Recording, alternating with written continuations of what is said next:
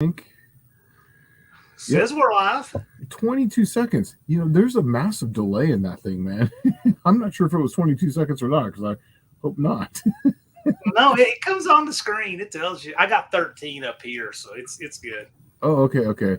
Maybe it's the time that maybe the live is from the time that you're supposed to go live. I don't know. Yeah. No, it won't go live without you pushing the button. Oh, okay. Wow. Then that showed 22 seconds. Now that could be amazing if the thing would go live automatically. People schedule them a week out. That could get interesting. Especially being in this closet. Oh, yeah. Right. Who all was in the house today? Yeah, go ahead and read them, man.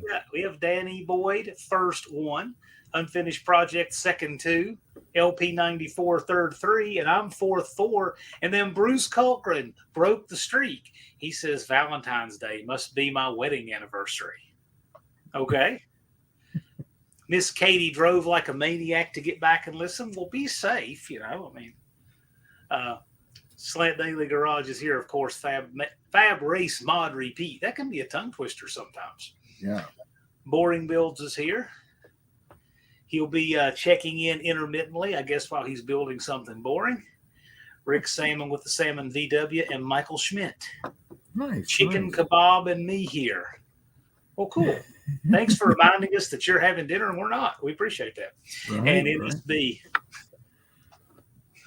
What you got there? So we got the first one. It says V8 rule. The Tiger engine, 700 horsepower, had the exhaust in the manifold bank in the valleys as to the American way. Catch, do you understand that? I've been reading it a few times. Rule. The Tiger engine, 700 horsepower, had the exhaust in the manifold bank in the valley. So in other words, you're having the exhaust go toward the center of the engine. Oh, yeah. And the intake's on the outside. Yeah. Kind of like the reverse ports they did on some of the Chevrolets. Yeah. Sounds like something Saab would do. Doesn't it? It does. Yeah. Let's take everything and turn it around backwards. That's a Saab. There is Buff Del Campo, who is 70 years and 1 day old, per his yesterday live stream. Yeah. Hey, and you know what? My wife was watching you guys yesterday. I had Cub Scouts, so I Tuesdays I can't go live watch, but the wife watched you guys. So yeah, awesome. She liked it. So now people, what's going on here? So now while we're getting this, as people are rolling in, there was an announcement. I'm not sure if I told you on my little list here. I forgot to tell you before we left, but I got back on. But everybody knows Gill Welding. They're kind of like kind of doing the stuff for the Slant 6. They're making all these intake manifolds and whatnot, fuel injection systems. They're going to have a Slant 6 race sometime in October in Knoxville Dragway. Yeah, so I think I have motivation to do Plan Z now. See what happens. Yeah, so it's so that's going to be, how far away is that from you, John? About 3.5 hours, something like that. Oh, that's not so bad. Yeah, it's about 6 for me. Yeah, Clint's right there. Clint's really? Street Machines, yeah. Oh, well, I have to tell Clint, come on over. It's going to be on a Saturday, so I'll be able to drive Friday after work, do the Saturday, and then have a day drive home. So, which is not so bad, Oh, he says I sound muffled again. Yeah, Buff says that you sound muffled. Okay, well, let's go back to audio. Oh, yep. Polito put a couple extra baffles on the Stinger for you there, Buff. Okay, does that sound better? Yes. Okay. You went from a Series 80 to a Series 40 with whatever you clicked there. You know what's weird is that sometimes my settings goes. I have a Yeti mic, just your standard, Yeti mic, and it, for whatever reason, just comes off and goes to the default setting, which is on the computer. So, yeah, it's that far away. So, so thank you for that. I appreciate it. There are a few people that get out of the range of their mic within an inch. They sit right on the edge of it, and depending on if they lean back in their seat or not, it'll change the sound considerably. Well, that's what I like about the Yeti, is that it has, right? right there, this setting right here, that setting depends on where the projection of you want your voice. So if you have two people talking, it can project in two different areas. Depending on how you speak into it, whatnot, you can set it up to how you want it to pick up the sound. So it's actually kind of. I see Cope in here. And you remember that scene in Ferris Bueller's Day Off when he was posing as the Sausage King of Chicago? Yes. I always wanted to dub in over that, the Valve Body King of Chicago, talking to that same snooty host, and put Cope's head on Ferris. I just thought that would make that scene better for us. Yeah. Mr. Cope, I'm going to be giving you a call tomorrow. So, yeah, we'll be talking tomorrow. Mopar's Mustangs and Minivans is here. Lout Burns, Stagger Proof. Speaking of Stagger Proof, I saw a great short today of a Toyota truck that was sideways through 3 gears on the drag strip. And when I say sideways, I mean crab walking. So I don't know what was up with his chassis to even do that, but yeah, I'll send you that. Speaking of Stagger. So yeah, there's no confirmed date as of right now, but yes, once we get a firm date, I'll be announcing it. And then, but yeah, it is definitely going to be in Knoxville. It's definitely going to be on Saturday. I've been texting with them on it. Just, because there's a lot of people who would like to come that are kind of in the slant world. So, trying to make it all work for everyone. Do a calculation on the most pressed key. I don't know, on my computer, it's probably the power escape key. Mine's the space key. Yeah, I don't know what it is, but let's see here. What's this industrial automation? Boring Built says, I mainly do industrial automation, but I do cars for machines on the side for fun. Customer just dropped off an original 43 Ford stamped military Jeep. All original machine cash numbers. Well, that's cool. That's cool. There's a guy at our local Jeep crowd here, and he has a Ford military Jeep. The only one there, of course. They're pretty rare. Yeah, that's awesome. That I've seen these factory military Jeeps do rock crawling, and they're like amazingly awesome because they're so light. They just work. Yeah, they're hard to beat. And if you look underneath the one, you don't know how it would survive anything. Right. But it's just because there's nothing to them. The frame rails are really dainty, and then they have that shackle on the springs that's only on the one side. And you look at all that thing, none of this should even work. Then when you realize what it weighs, it's the only reason it lives. Yeah. I maybe it's because it's such the dumb simplicity of it is why it does work. Just think Volkswagen. You look at the suspension. Right. It's the dumb simplicity of it. Yeah. And it's wow, that works. And then you think about how the front suspension works. Yeah. As it hits a bump, it actually goes backwards. It's not straight up and down. So that way it can take the shock, move backwards, go up and over, and then come back forward. And you're like, wow, that's that's the way it should have been done. Well, you're right, but look at the Ackerman angles in the front steering too. Oh yeah. Because it has that weird setup with the Pitman arm, and there is no idler. Yes. And so that thing has this, you would think the bump steer would never work. On paper, no one would ever do that. Yeah, exactly. Same thing with the swing axle on the back. If somebody saw, because you know how we do it, we jack the thing up from the sump and let those rear tires in. If somebody saw that, they would say, there's no way that's safe to drive on a road. Right. That's because the first time I took mine down the track, that's what happened to me is I was I saw someone a couple pictures from the back, and I was like, ooh, I went down and got 29 millimeter torsion bars. So when I was able to set up the spring plate, it was basically right on that bump. So when I would slide it on there, it would slide right on, but 29 millimeter would barely let it sag. So the tires were just barely kicked in. So when you got on the throttle, it would go flat, it would go square, and that thing would only drop down about an inch or so. So Cope says, Tall Garage stopped by the shop today. Ken sent me a picture when he was out front. So Cope, are you talking about the tall one who's 6'10" or the short one who's 6'6"?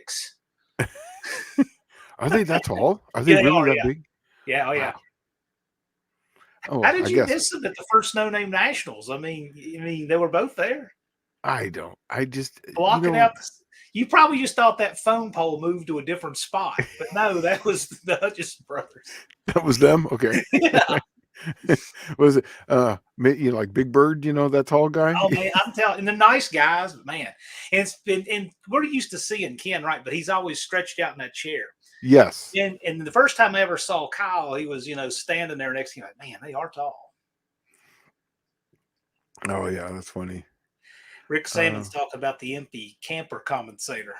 Yeah, yeah. Oh, John, Yes, sir. I actually have something for you. I recorded something, and where did it go? And you're gonna laugh at this, but it is it's an update from what are we gonna get an update from?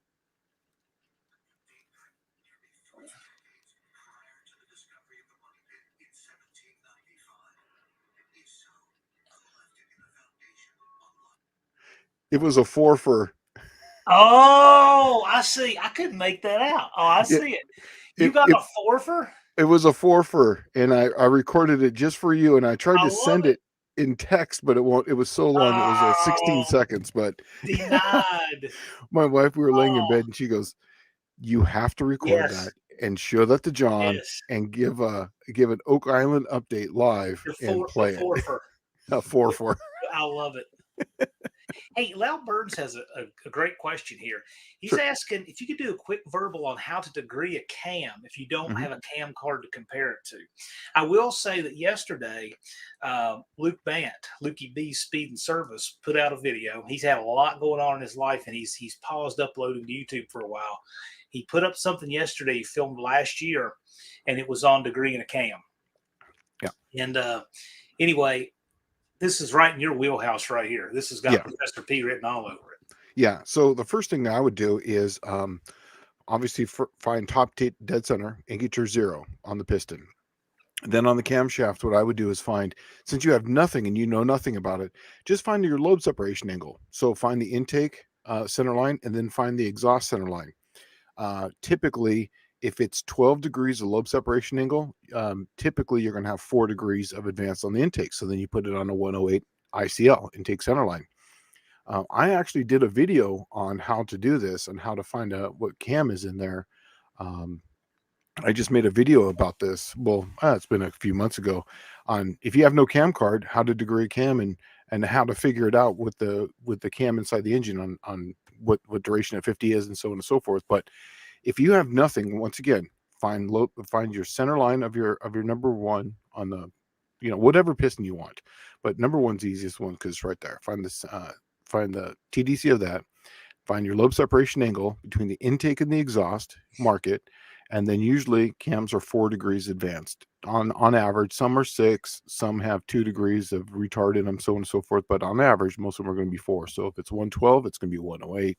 If it's 110, it's going to be 106. Your ICL. So yeah, it's a pretty simple deal. And I'll see if I can. If you send a Slant Daily Garage Yahoo, or if you just go to my channel as we're talking here, I'll see if I can get it and I'll post it up for you. One other thing too, if you got a mystery cam and you have no idea what you have or who grounded or whatever, it's not the worst idea to say check 1 and 6 and make sure they jibe and are the same. Some of these crazy things that are ground, like like PK process type grinds. I mean, you have no idea. Yeah. We did that a lot for circle track guys. You would have, because the intake runners on a single plane are different. You have longer runners outside. They're going to build more torque. The shorter runners are going to build torque at higher RPM. So they'll make 2 different lobe separation angles for the inner ones and for the outer ones.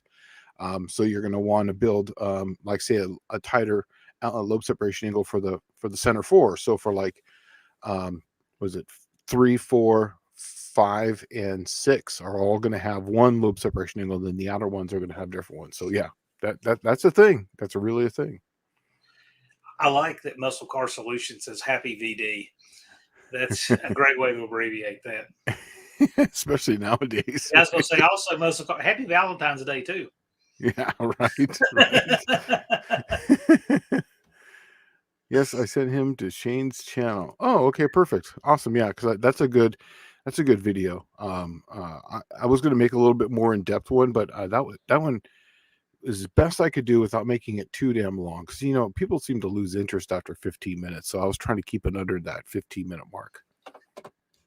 And ultimately it'll be a good experience, because if you have to figure out a mystery cam using only a dial indicator and degree wheel, you get to learn a whole lot about cam.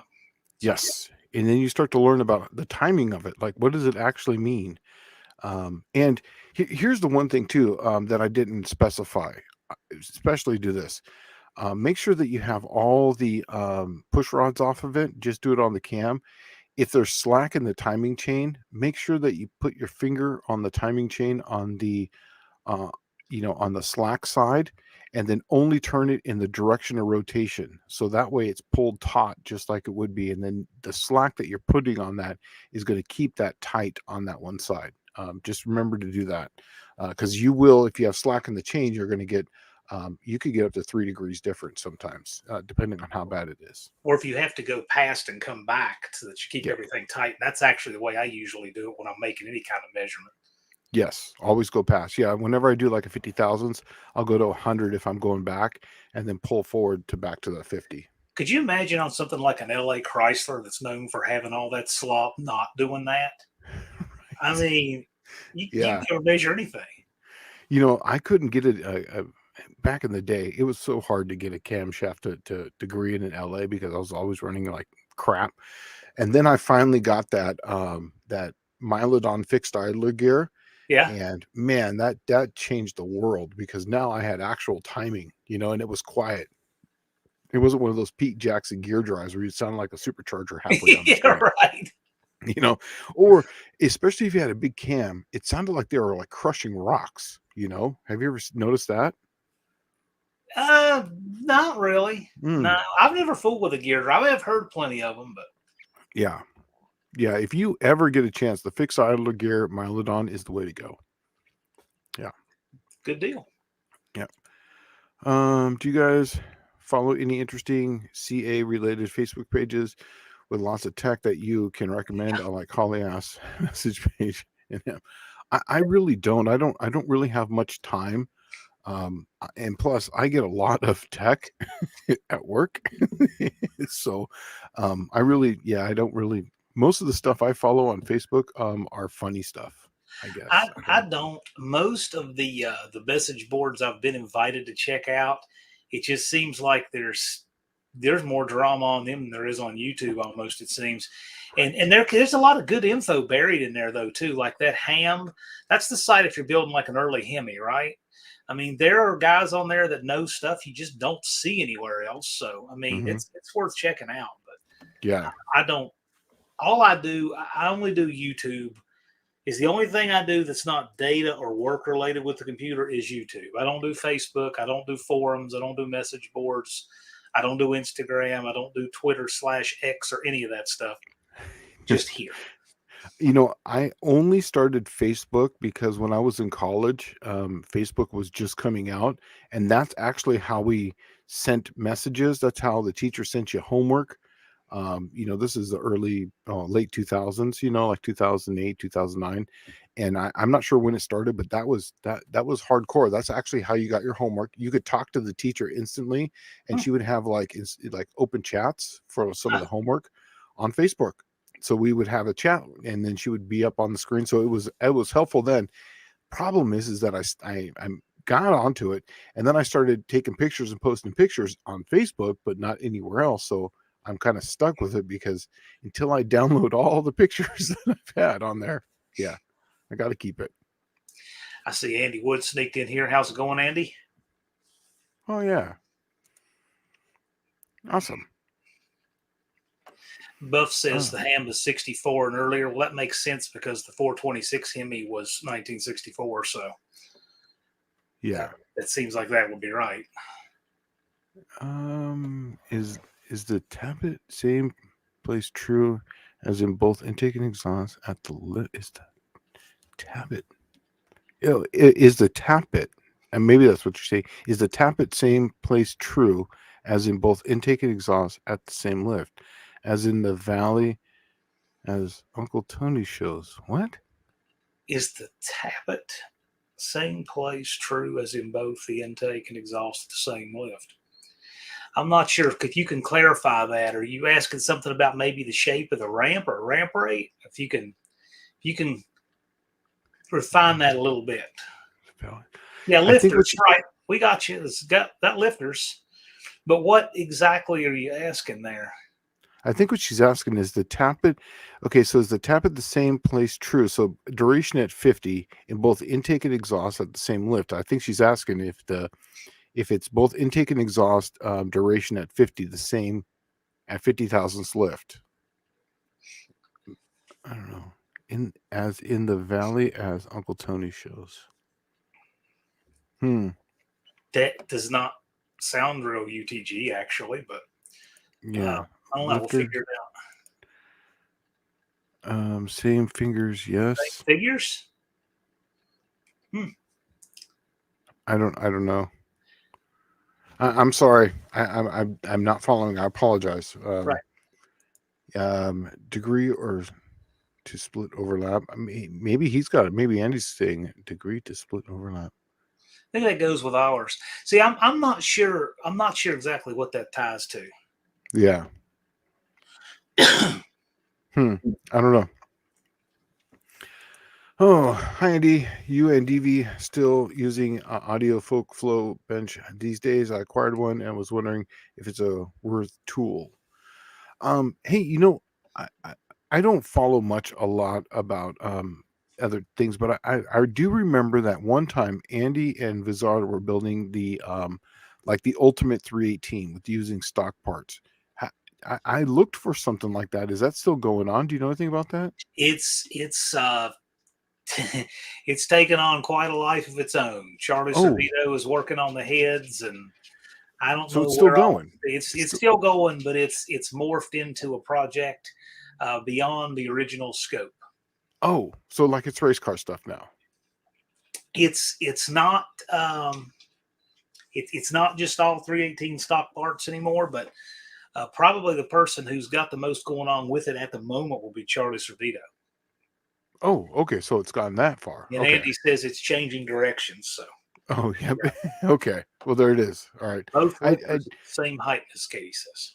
Yeah, we were talking about 318s, and I was just like, yeah, there was a while back. There was I think it was about a year and a half ago. Someone was talking about the Ultimate 318, and I was like, and I couldn't find anything about it, so I figured I would just ask. It just popped into my head. So, Miss Katie, I think rather than try to figure out exactly what you're asking, maybe just throw a few things out there.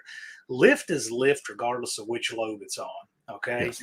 And at 50 thousandths means at 50 thousandths lift, how much duration does the lobe have above 50 thousandths lift? Okay. So maybe if you apply that to what you're saying, once the lifter comes up, if you were to take the entire circle and then cut out what's out on it, was below 50 thousandths. And I think that's just, and of course, Professor P can correct me if I'm wrong, but I think that's because we're trying to figure the more active working lift of the cam. Yeah, because the air really doesn't start. I mean, you're going to have blowdown and a few other things as far as pressure, at least, but as far as air movement, the engine, after a rocker arm ratio, like say 1.5 or so, that's about 75 thousandths. 1.6, you're going to be a little bit more, but usually right around 100 thousandths is when air starts moving through a port, really, as far as measurable air. And that's the reason why they do a duration at 50 is for that, because you can do advertised, but if you have a slow ramp, you could have a very small duration at 50. So you could have, like, say, 285, but it would not be the right cam because you're going to blow down, but you're not going to be moving in the air. So you're going to have this stagnant movement. So yeah, and that comes down to ramp rate. So yes, I agree. You're practically just leaking air below that. Exactly. That's pretty much it. Okay, it's still going, but the project has more combo of donated items and stock items. Awesome. Okay. Yeah, Andy says the heads are flowing good. It'll make power if they spin it hard enough. Okay. Oh, well, good. Yeah, that's awesome. And these are factory heads then, right? Or what are they kind of heads that they get? Yeah, it should be factory iron. Oh, okay. Well, good. That's the whole point. I mean, Minus that, I mean, what are you really building? Yeah, right. Both lifters were at the same height on both base circles. Oh, I think that's what she's saying is the resting.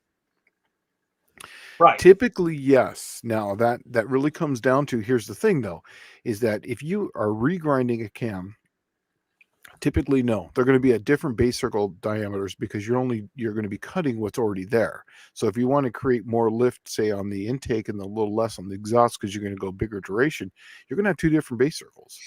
But typically a brand new camshaft will have the same base circle size. So when you're setting up your, push rods like on a wedge style engine, typically you'll have just one length of push rod if you don't have canted valves, if you don't like say have offset rockers or whatever. And that's the reason why they do that. Intake and exhaust at the same height. Thank you so much for helping me. I believe that's what she was asking. Oh, can you say tunnel ram? Maybe tunnel ram mafia. Whoop whoop. Andy 318. How fast? I think that's what he was getting at. The tunnel ram on that thing. Oh yeah, it's gonna be awesome. Yeah. Well, how fast? If you're doing how fast the car would run, you'd put it in. All depends on what car. Yeah. How big it is and all that.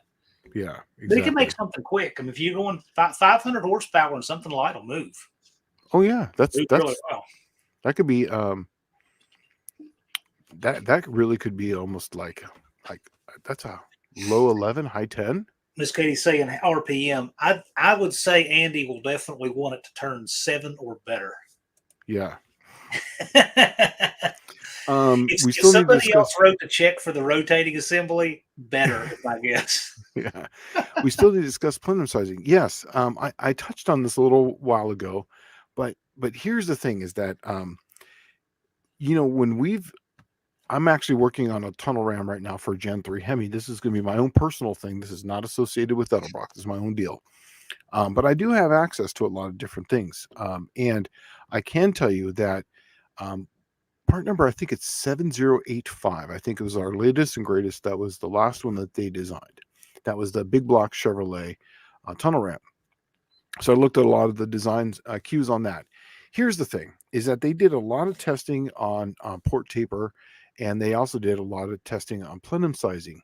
Here's the thing is that plenum sizing didn't make a hill of beans different. Really, it didn't. Obviously, if it's super tiny extremes, but adding an extra inch here or an extra inch there, or going 15% bigger as far as plenum or whatever as far as on the tunnel ram didn't make any difference. What made the biggest difference was taper. Having a 20% difference from opening to closing, so a 2% taper ish.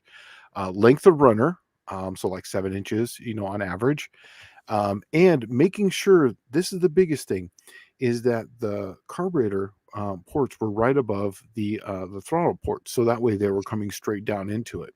Once you have that, basically it's just air suspended, intake taking a bite out of it, and it really made no difference. When I say really made no difference, it was like 0.1 foot-pounds of torque between something that was this tall and something that was this tall. So you cut it in half and it made it was changing the power curve, but we're talking a tenth of a horsepower and a tenth of a foot-pound torque, so it didn't really make much of a difference. But then you did that exact same apply to, like, say, taper or a percentage of volume, it wildly changed the power band. So I wouldn't get too hung up on plenum size. Just make it applicable to the size and make sure, usually as long as you have a decent V in the bottom, so that way the ports don't have to change direction, there's as straight as possible going right down into there. They slightly can't, so that way they come together so they're sitting right underneath the carburetor. Plenum size will be just that, whatever the plenum size needs to be. And you can play around with it yourself by just adding spacers, but I can tell you right now that that would be the very last thing that you would look at when you're doing a tunnel ram. You would basically get it running with everything else, and then you can play around with dialing it in. And really what it comes down to on plenum sizing just is how sensitive the carburation is. Let's put it that way. That would be really what it comes down to. One thing I kind of learned in Vizard's seminar that was interesting it relates to what you're saying. He says that the intake valve is such a critical area where it seats, and Uh-huh. then how the closer you get to that seat, the more critical it is. So, like for instance, like how you do your port work, how you do your runners, how you work your ports in the head, and so forth and so on. Mhm. And so, well, basically, what Shane's talking about is you have that, and then you have your port for your head, then you have the runner into the head, then the plenum. So you're getting farther and farther away from that super critical area for making max power, Yep. and having a head that has port energy and velocity. So that's why I would imagine that the intake runners are more important than the plenum. Yes, exactly. Actually, he says right here, he goes, thanks, Shane. You just verified what my testing presented. So yes, that's, like I said, it does make very small amount, but I wouldn't get too hung up on it personally. I would just basically whatever my plenum comes out to be is what my plenum comes out to be, and I'll work around it with whatever I got to do. So now, obviously, we're not pro stock racers, where that was a whole different thing. Where you're, that tenth of a horsepower makes a difference in that, extra 100 RPM. But for us guys, that could be just as bad as, just weather conditions. We didn't read the weather conditions correctly, so we're going to lose 10 horsepower. For them, that would be a game changer. So you see, Andy says going from 1 to 2 spacers on my combo made no difference at all. Yep. But you know what made about 15 horsepower difference? Making sure to just take this little burr of the intake gasket off. Made Right. 15. Was it 15 horsepower, Andy? Yeah. It put you well over 700, and it looked negligible on assembly. Yeah. And yet 1 to 2 spacers didn't even change anything. Because you've got that taper. The taper has gotten all the way down, so Yeah. now the velocity's gone, exponentially higher down near the Right. port, and then now it's going through that little area, so it's creating an eddy, and the faster it goes, the smaller that port gets. So yeah, Dino Dennis did that. I tell you what, I love that dyno facility he goes to down there. Dino Dennis helped clean that up and everything. Found that little bit of extra. That was so cool. oh, that's awesome. That's awesome. Yeah, it made no difference at all. Yeah, exactly. That's funny.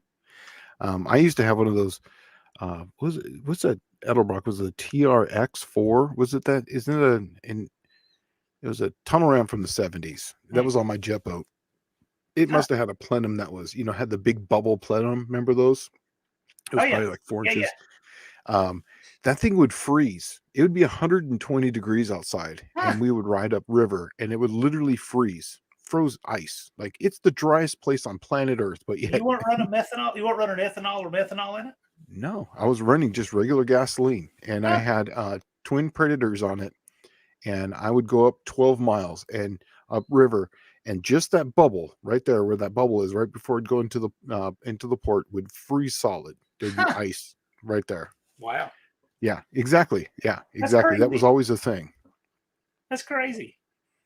Oh, Yeah, right here. 16 horsepower. I knew it was something like that. Wow. Just And, for the little flash of the gaskets. yeah. That's amazing, because that's the number. When you get 692, you're like, man, I just made 692. And then you're like, dude, I made 692. I'm this close to 700. Yeah, You know what I mean? barely a percent. Yeah. I mean, even if you make 700.00, that's 700 horse, but Yeah. 699.99 is not 700 horse. It's like, if you got a 9-second car, it's got to have a 9.999. That's a 9-second car. Well, 700 horsepower gets anybody's attention in an engine you can drive on the street and everything. Yes. But the thing makes so much torque everywhere. That's what, to me, is the most impressive about that Agreed. engine. Yeah, I try to tell people that all the time. Oh, what's funny is that one of the ladies who works in quality control had to do a presentation about something that changed the world as far as cars go. And I told her, believe it or not, it was about tunnel rams, for real. And so I got to talk about tunnel rams today, and I told her about my knowledge about 1959, the Ram Chargers, how they made the high and mighty, and how they made this tunnel ram, and they moved these tubes up and down, Right. and they had pipes that came out that were like trumpets for, like, wave tuning, and how they got their idea from the old cross rams that were like 2-foot long runners, and they made tons of torque but no RPM, so they tried to bring them up. And Yeah. And then she looked right at me and goes, "How do you know this?" And I said, "I have no social skills except for cars." Well, it's interesting you say that. So those guys at Chrysler, the High and Mighty crew, they Yep. took what was basically a divorced tunnel ram and they shortened the runners and stood it Mhm. up and integrated the plenum It's and, exactly and, right. used, and used hoses for the runners, and Yep. the rest is history.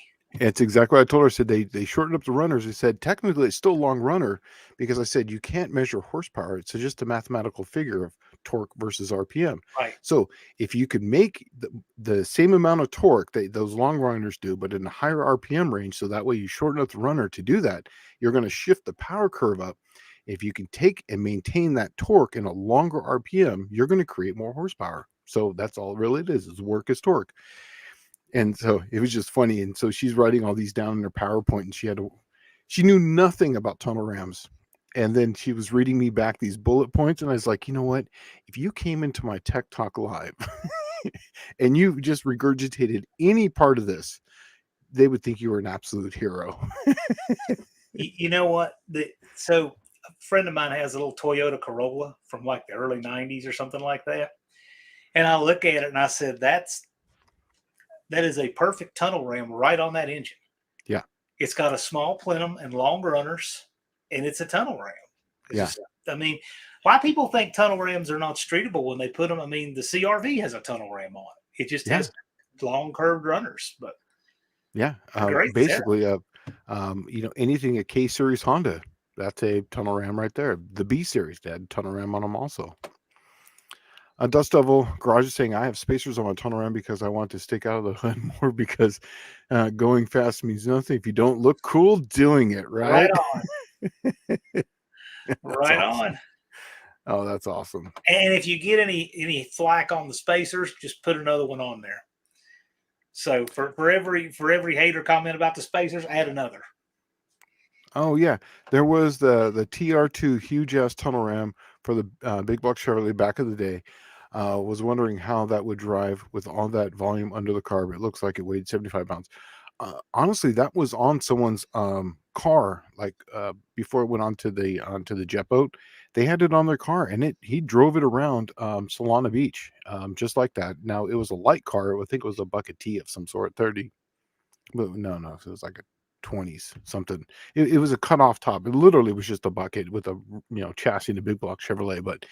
He drove the thing everywhere and it had 660 center squirters on it, and it was like your typical type of deal, but it drove just fine. Literally instantaneous throttle response, and it basically just made power everywhere.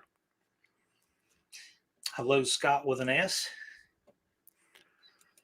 You just gave away the best kept secret. It's all about torque production.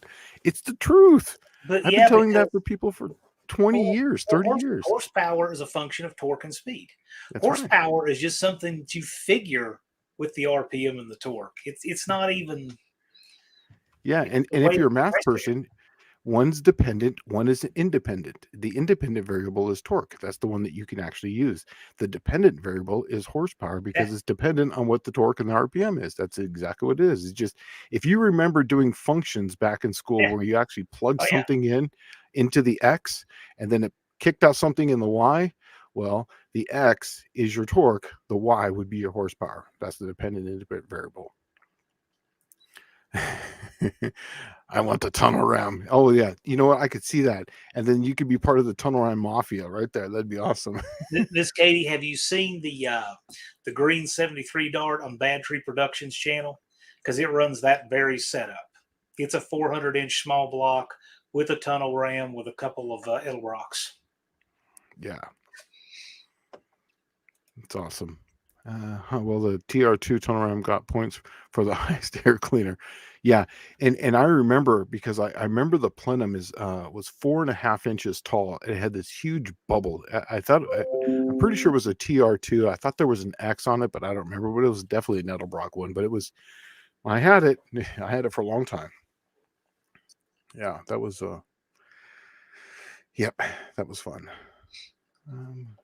Max Wedge Dick Dastardly's in here. How's it going? Oh, nice. Horsepower is how fast you can hit the wall. Torque is how far you go through it, right?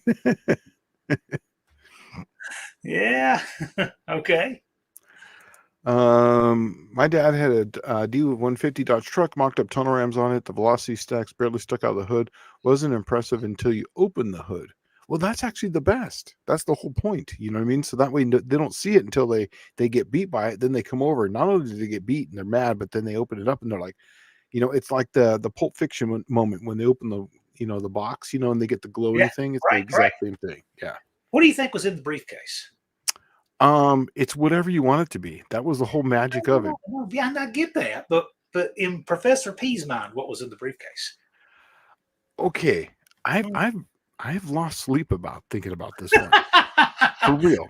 The fact that you know about it tells me this. Yes. So the first time I thought about it, I just thought, oh, it's just gold, right? Or it was like, and then I thought about it and I'm just like, well, is it more than gold? Is it like the holy grail of whatever you want it to be? So like, for real, because it's like, Yeah. are you in business with him for the holy grail? Is this your holy grail? And maybe that's what it represents, or is it the gold aspect of it, or is it the cash aspect of it, or is it just the golden mile that you're actually, you've gone the mile? And then it's funny because I just I just watched a video on this about Quentin Tarantino talking about it, and he's like, it's whatever you want to be that way. And then it kind of ruined it for me saying that. But then at the same time, I was like, you know what? He's right, because now whatever I think it is, it's my movie for whatever I want to think. And then whatever John Wilburn wants it to be, then it's his movie for whatever he wants it to be. That's a cover story, him saying it's what I know what's in it. It's Quentin Tarantino's pass. That's what it is. Pass.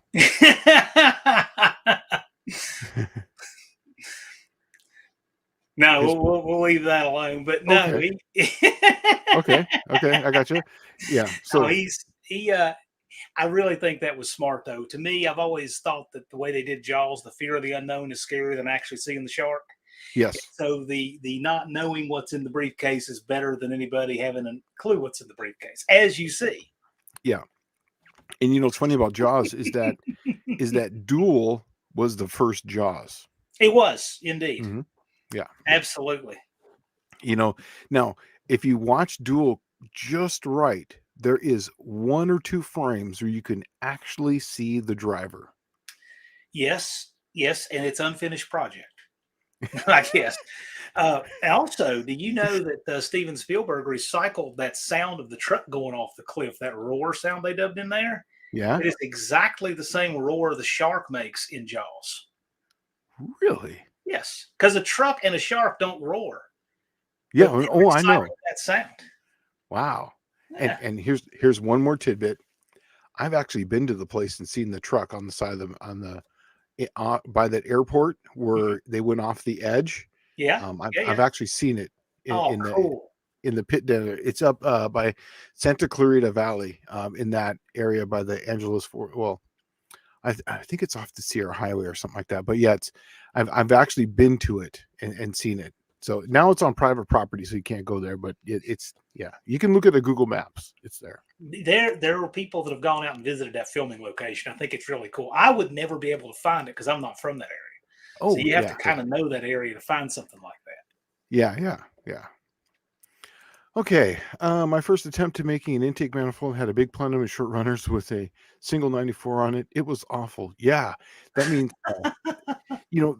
that's one of those things. That's when you have those like you see those very short style of tunnel rams. I mean, those things have an RPM range of about this big, and it's usually at the very end of the scale. Yeah. But you learned a lot about making intakes, though, didn't you, Andy? Yes, exactly. Yeah, exactly. Because it's funny. My first one that I was trying to mess around with, I did the same thing. I'm going to make this big plenum. I'm going to have all this air suspended in there, and then I'm going to make these runners so that way all this air is going to.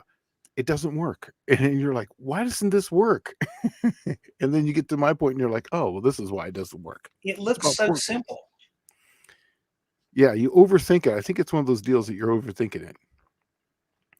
Oh, someone was saying Clint is Clint's in here. Yeah, Clint Street Machines is right there. Oh, Mr. Clint. So I've been told that you live somewhere near Knoxville. So hey, there's going to be a Slant Six race in October sometime at Knoxville Dragway. So I will be there. So you're going to have to come by and say hi. So let's see. Boom, boom, boom, boom. See, when you turn around to put on that charger. I want to be part of that Tunnel Ram Mafia.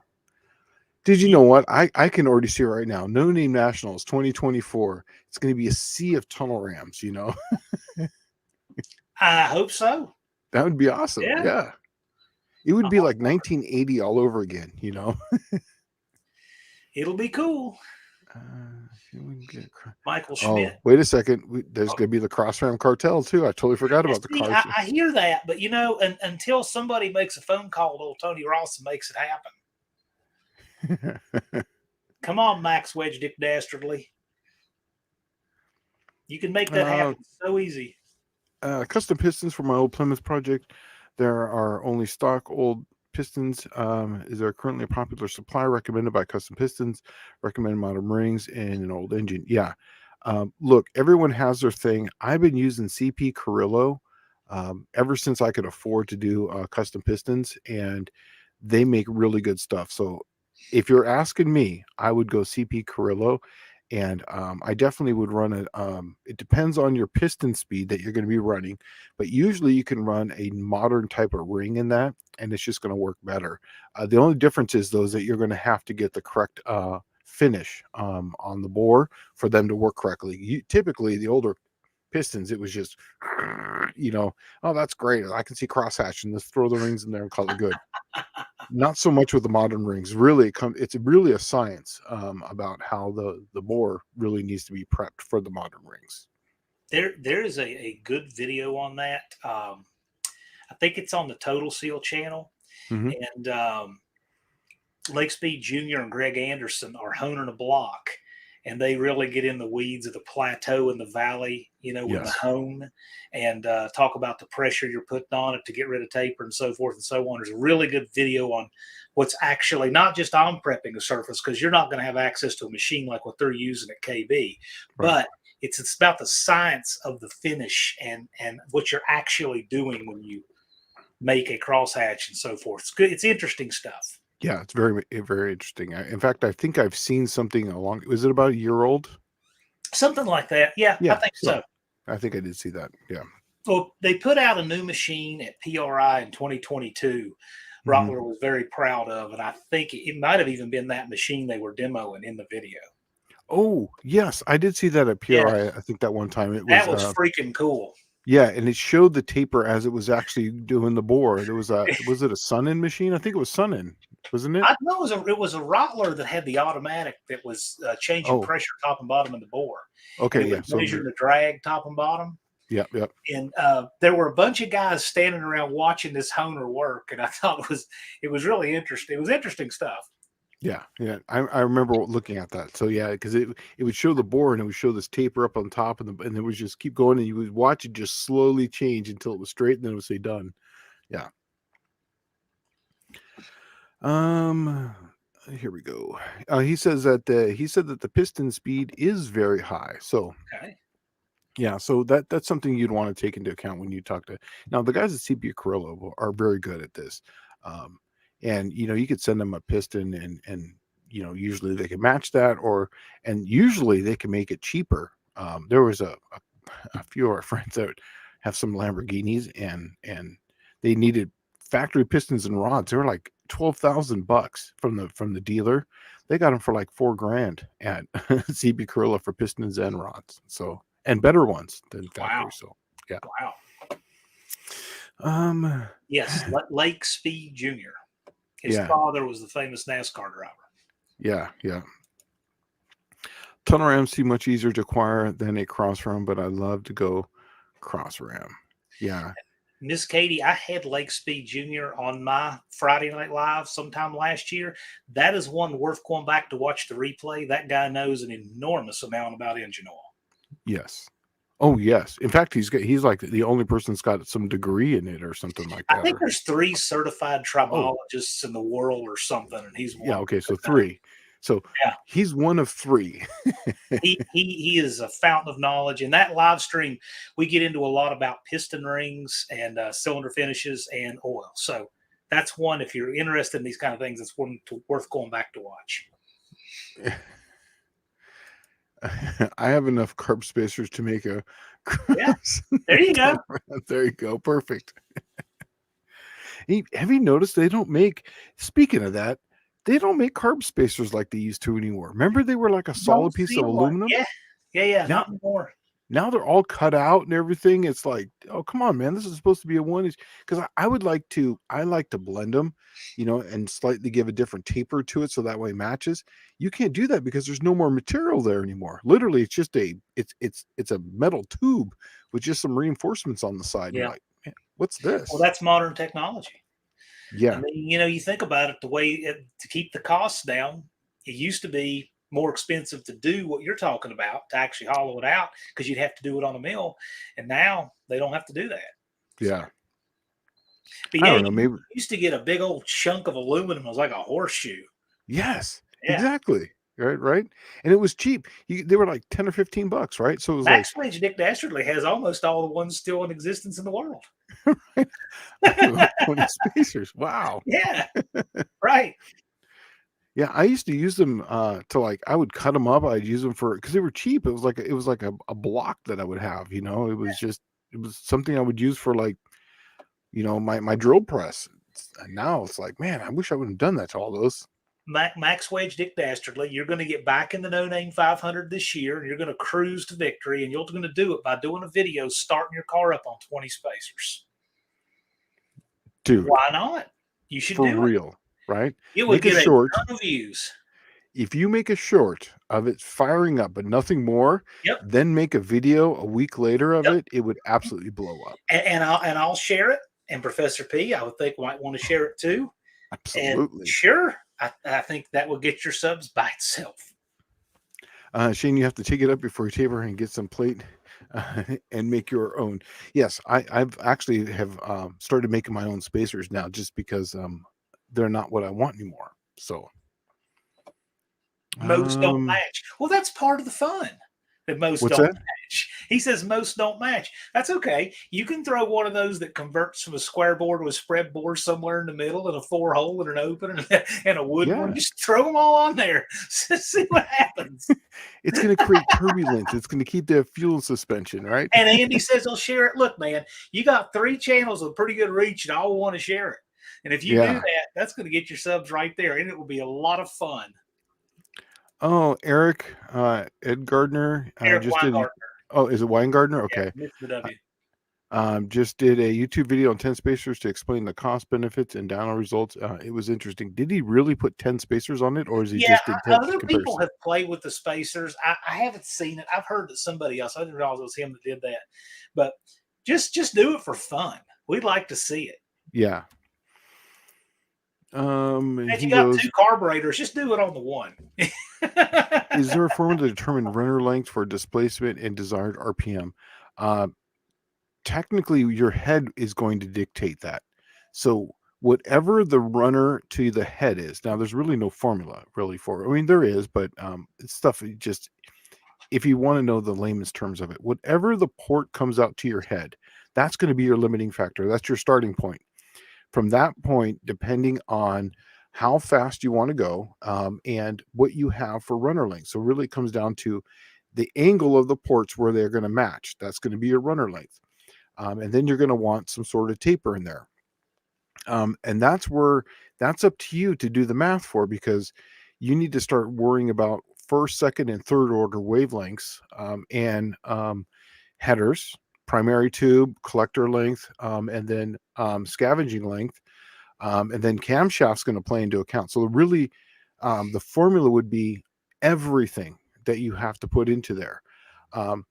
Typically, just whatever your head is, make the runner length so the runners come together at some point, so they're underneath the carburetor, and then build around that. Because if you have turns in your tunnel ram, then you're going to be defeating some of the purpose. The whole idea of a tunnel ram is, since that it's a tunnel, that means as straight as possible, and that's not going to change your wave tuning then. And you want it when it comes into the plenum to have an even area. So you don't want it like askew like this. You want it like this, because that's where the wave is going to start and end. When it comes back up, it's going to keep coming back to that point. That's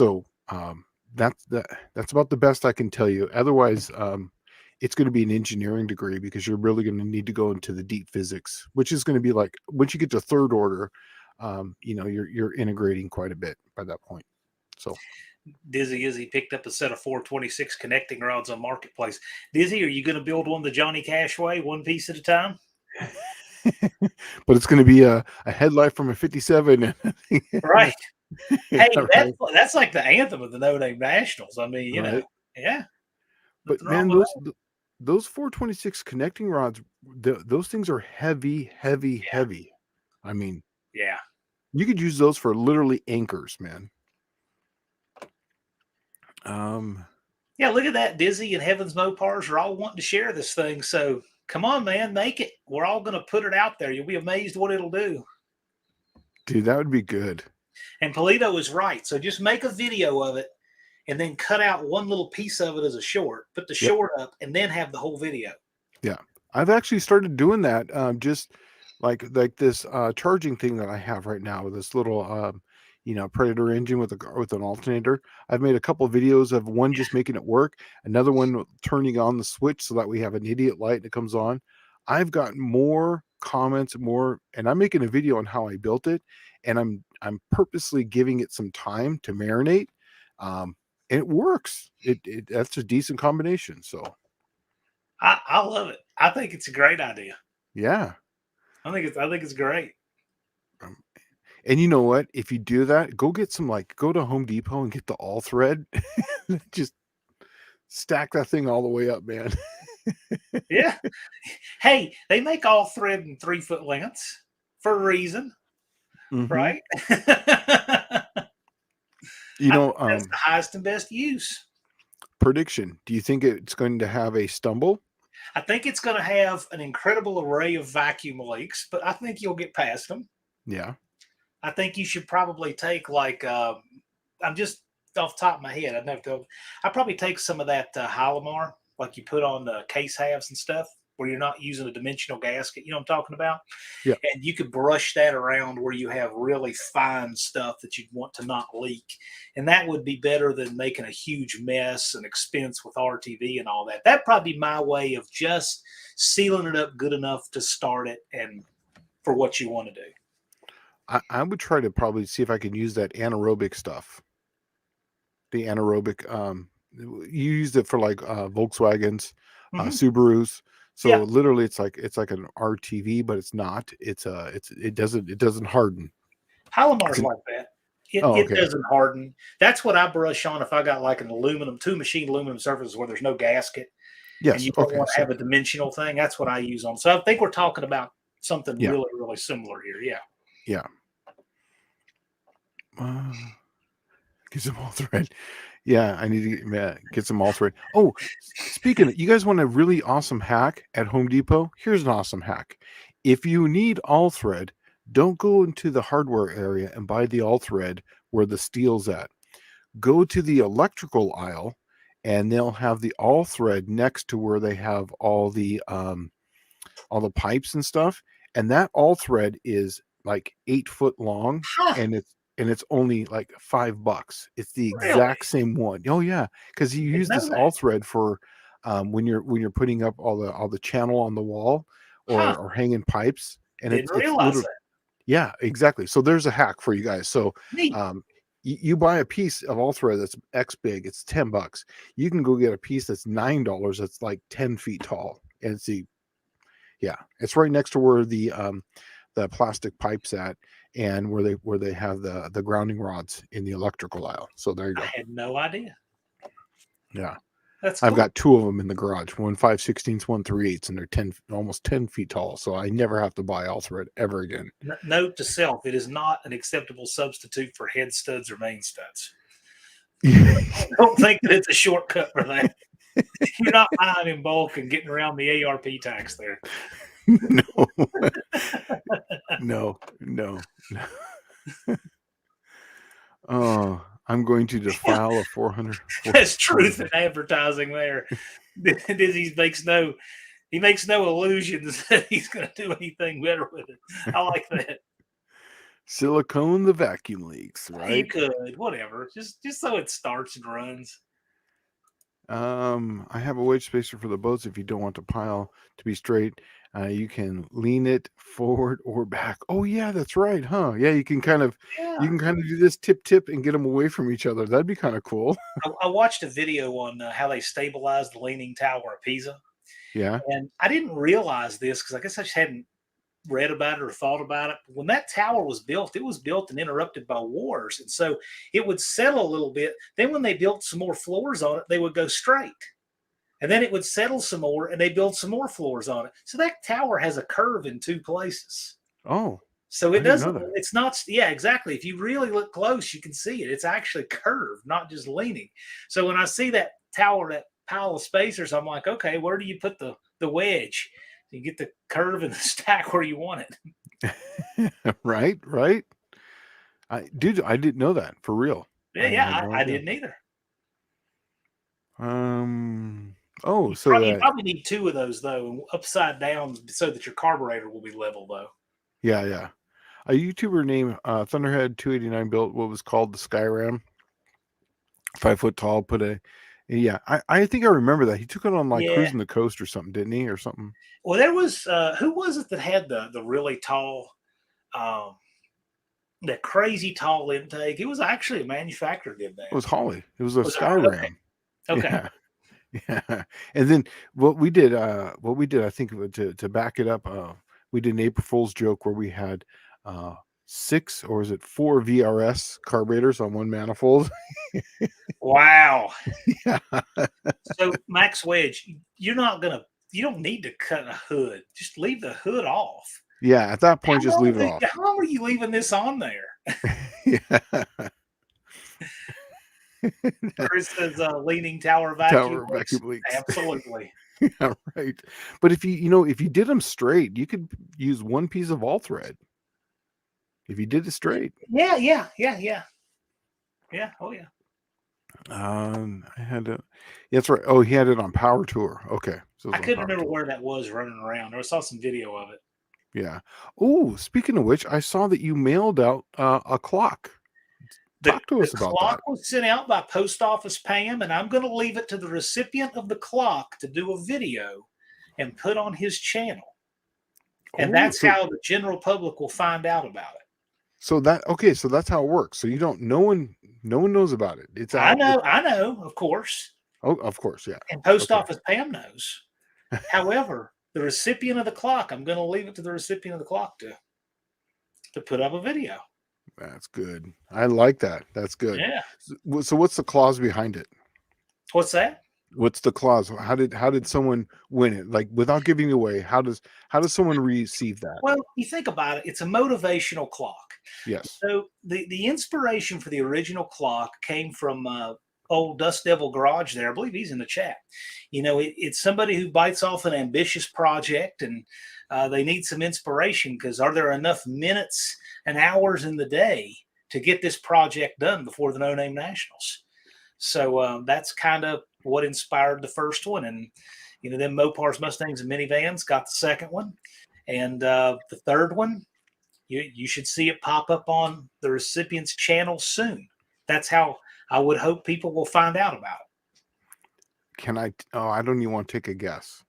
Can I take a guess, or will I ruin it? Well, you can, but I'm not going to confirm or deny anything. It'll come up on the channel. I'm going to go on the record.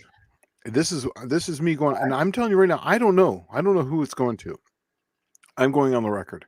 I'm going to say it's Roland.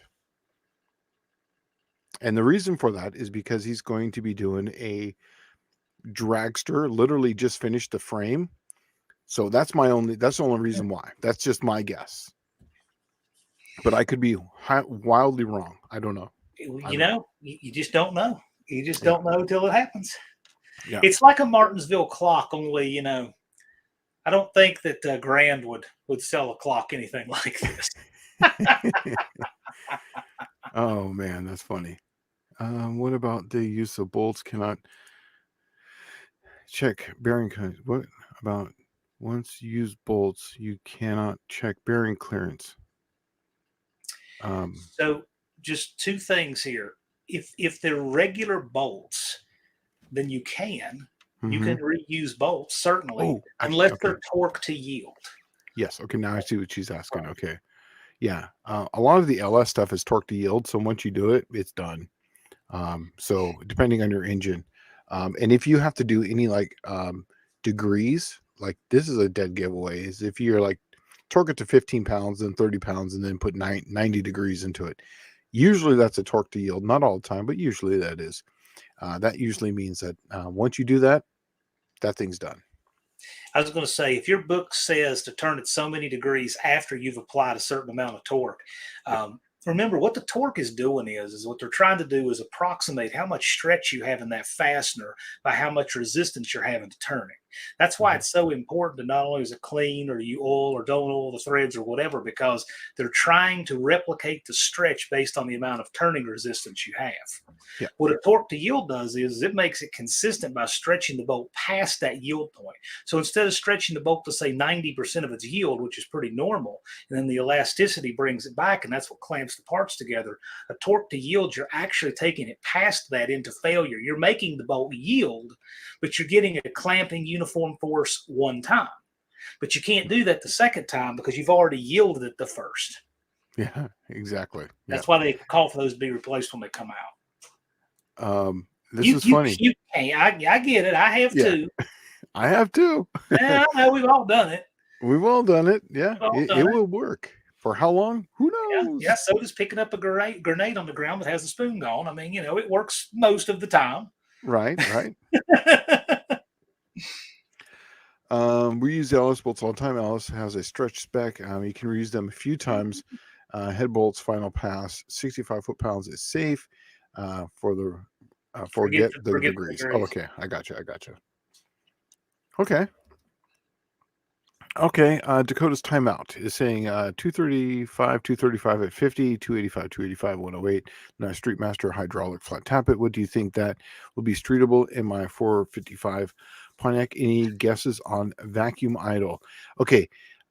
Here's the thing though, especially on a Pontiac, I wouldn't run it. This is just my own opinion, and I do a little bit of camshafts, but I wouldn't run a straight duration camshaft on a Pontiac for one reason is the exhaust port on those. They have terrible exhaust ports. Yeah.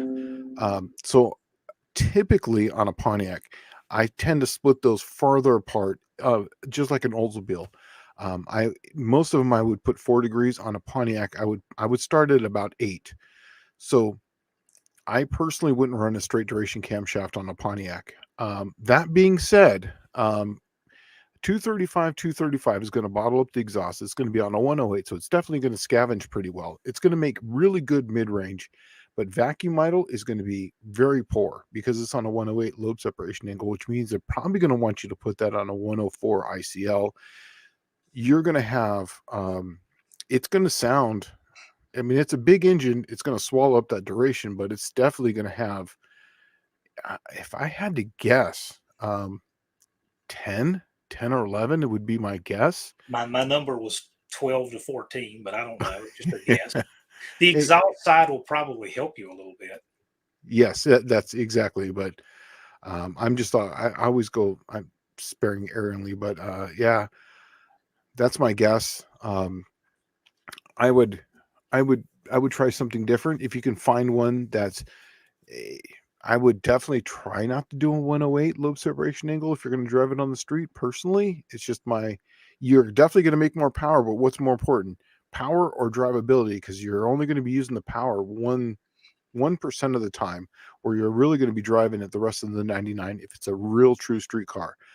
I would, if you want something I would be something in the 230 to 235 duration on the intake. I would split it 8 degrees and I'd put it on a 110 or even a 112 lobe separation angle to give it more drivability. That's just, but it would still run out the back door, but you wouldn't have that mid-range torque as far as like say on a 108. But it would definitely take the power and stretch it out to make it more drivable. That's just my opinion. That's what I would do. I'm going to say something really low tech here. The Sure. fact they call it a Street Master means that hopefully they've tried this in some applications to see what you can get away with. And streetable is such a relative term, especially streetable is more in quotes now than ever.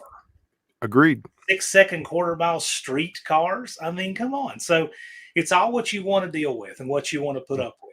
Yes, What I exactly. say is, Dakota, you're a young guy. You're not even 20 yet, are you? Throw the thing in there, and if you hate it, change it. You know what? That's a great.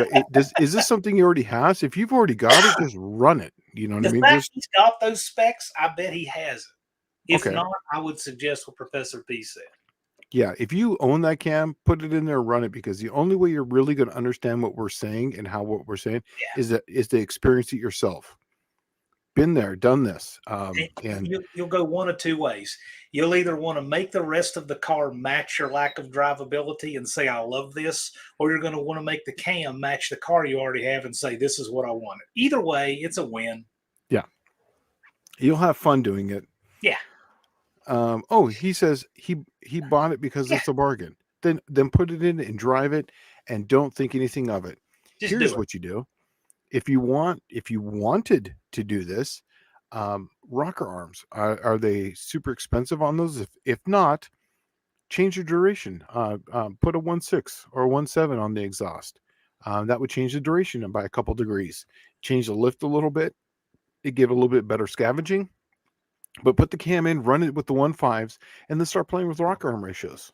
And that way you'll understand how it works and why it works. You take the 106, you put it on the intake, you put it on the exhaust, take the 107, play around with it and see how it works for your engine. And I tell that to a lot of people when they get a camshaft, and we'll just put it in there, drive the damn thing, and then start playing with rock arms because they're cheap enough. You buy half a set, you can find that all day long. A lot of roundy round guys do that all the time, where they're selling half a set. So Tall Garage. Let's see what we got here. Shane, when can you send me that adapter if you can sneak a TCI Street Fighter for LA Trends in the box with it? That'd be pretty cool. Sure. Yeah. As soon as we're done with all the somatics on it, there's things I can't talk about, but yeah, as soon as it's a done deal. It's in a basically it's in the box, but there's just a few things that we're doing as far as pictures and just doing the fine tuning on some things. So yeah. Now remember, this is something that we it's going to look good, but it's it's something that I've used for mock-up. So it's something you just can't resell. So just know that. He goes, I've got stock end milling 1.6 stamped rockers like the original Ram Air 4 rockers. Okay, And then look down below that to answer it together with the next comment. And the engine is going to have an aluminum round port head with 2-inch primary tube. Things. Oh, okay. Well, that then just things. Yeah. Just put the cam in there. Then that definitely changes things. Yeah, just put the cam in there and run it. Yeah. I'd guess that aluminum head changes a lot about that exhaust side on that thing. It does, especially with the 2-inch primary tube, because that allows it to scavenge. Yeah. So yeah. I just remember, like, when it comes to Pontiacs, look, I know very little about them as far as the ins and outs, but I do know that they're all the same block. Essentially, they're all the same dimensionally block. I know that you can take heads off of one, put them on another, and I do know that when circle track racing was big in El Cajon, California, people would always look for the 4-cylinder Pontiac engines because they had the closed chamber heads, and you could make a 14-to-1 compression engine with stock parts. Wow. And it had small valves on it, but you had high velocity then, so you could come out the corner really, really awesome. So when you had that class where you had to have a stock engine, you had stock heads from a 4-cylinder, and it was like literally like 14-1 to compression or whatever the hell it was. You had that thing came out of the corners just like gangbusters because of all that torque, high velocity port heads and compression, man, unbeatable. Well, here's one of the 3 things I know about Pontiac. Where John Cope's ceiling fan is missing 2 blades, it looks like the Pontiac emblem. That shows you how much I know about those things. Yeah. Yeah. Guys, how would you describe the benefits of conical via beehive valve spring? Any clue to if beehive springs come in applications, or is it just a race? No. Um, okay. A beehive, and the difference is a beehive is going to be a little bit more of a progressive than a conical. The benefit of a conical is that you're going to get less stacking. So when the coils hit a beehive, the thing I like about a beehive is that you're going to get a much smaller. Well, typically you can get the same one, but I like the beehive because you're going to get a much smaller retainer on there than you can on the conical. And I just don't like the stacking of the conical. Plus, the beehive will have a little bit more of a spring rate going over the nose from what we've played with. The beehive is lighter, Yes. and the beehive gives you better clearance on your rockers Yes. if you need it. And also, and again, this is more of an engineering thing, but what just seems logical to me is if you have a little bit of taper as to where the center line of each of your coils are, Mm-hmm. then you should be able to have a little bit more distance that can go down without them binding. Mm-hmm. If you think about it, because you're shifting the center of those two circles, and it's going to be a really small amount. Like you're not going to fix a coil bind problem by going to beehives, but you're offsetting where the center of those circles are on the wire. And the one thing that you really can measure on a beehive compared to like any regular spring is the stacking. So you're going to have a progressive, and then once the coil hits, it's going to go up, and then it's going to keep going in progressive rate. So when you start stacking, you're going to have a spring pressure. It's going to go, and then it's going to stack, and it's going to go and stack. Where on a beehive, it's a very progressive rate, and it's a super progressive rate. So that means that on the base circle, you could be running maybe 90 pounds or whatever. And then over the nose, you can have something as high as almost 400 pounds. And why that is something is that a lot of the circle track guys, they want to have that because they really over rev those engines. Like say a 350 or a 355 Chevrolet is going to have something on a flat tappet cam, 259, 258 duration of 50, somewhere in the 260 on like say a 108 or 106 lobe separation angle, and they'll come out of the corner on those things at $7,000, and they basically are running that thing almost to 8,200 RPM down the backstretch. And so when you can actually have that high rate, so you're not floating the valves, but then when it's on the base circle, you're bringing it down nice and soft, you're going to get a lot less duration loss at high RPM. So it really helps out on that. Plus, you can control the valve a little better because you can get a little closer to coil bind going over the nose. And the closer you can get it to coil bind, people like to have 50 thousandths on a beehive. You can usually get those about 30 thousandths. That stabilizes the spring when it's going over the nose. So that way you get less oscillation. The farther you away from coil bind, you're going to get more spring oscillation, and that's going to cause it to float sooner, much sooner. So that's a few things I know. So I would personally go with a beehive. And John is right.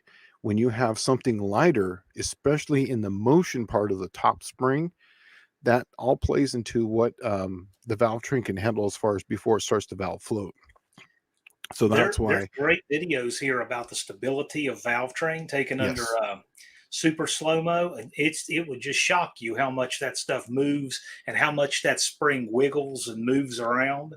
And so a lighter retainer is going to help with that. But I encourage you to watch that stuff. I'd have to find it, but there's some great ones on YouTube showing that under ultra slow motion. Yeah. Yes, you're absolutely right. It does have less internal power, and the frequency is different too. So it's got a really good metal frequency on it because you can run different wires because it's going to be a progressive rate. So yes, it does last quite a bit longer. 100%. It's pretty violent what goes on in there. Really, it is. Yeah. It's turning, and the stem of the valve is moving back and forth. I mean, it's anything other than a nice, smooth, gingerly close, like when you're watching turning it with a bar on the engine stand. What really trips me out too is watching the harmonics of the valve rotate one direction, stop, and then as the harmonics change, it rotates the other way, then it stops and it rotates back this way, and then you have the valve going one way, the spring going one way, and the retainer going a different way, and then they line up, they go one direction, then they start moving back because the frequencies don't match up, everything's going at different rates, and you're just like, I never knew all that was really going on when we have the high speed camera going on stuff on the Spintron. It's pretty amazing. And then I never realized how loud the valve train really was until you take everything away and you just run the valve train. That is the sound of a V8 engine. Aside from the exhaust, if you're standing in front of an engine, a V8's running, it literally sounds the same without the bang, without the pistons, without everything. Just standing in front of a Spintron engine V8 running at 7,000, it literally sounds the same as an engine at 7,000 RPM with Wow. full pistons and everything because it's that loud. It's pretty amazing.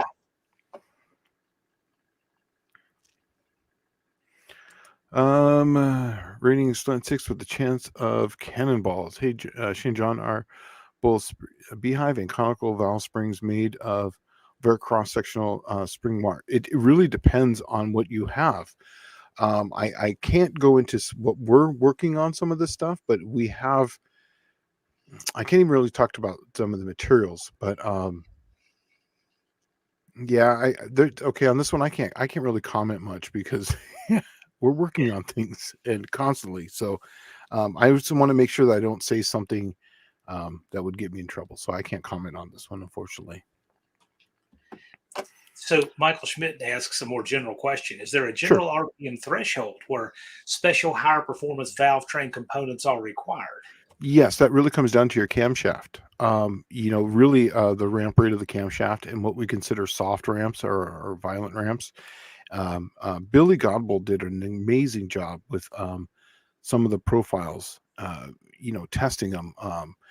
And he's got down to the point where you have profiles that are technically the same, but you'll have an intake profile and an exhaust profile. And on the exhaust at high RPM, obviously you're going to have a much higher time, opening the valve on blowdown. So it's a very slow ramp rate for blowdown that exponentially ramps in, but then it closes, at a much different rate than say the intake because they're under different types of harmonics, right?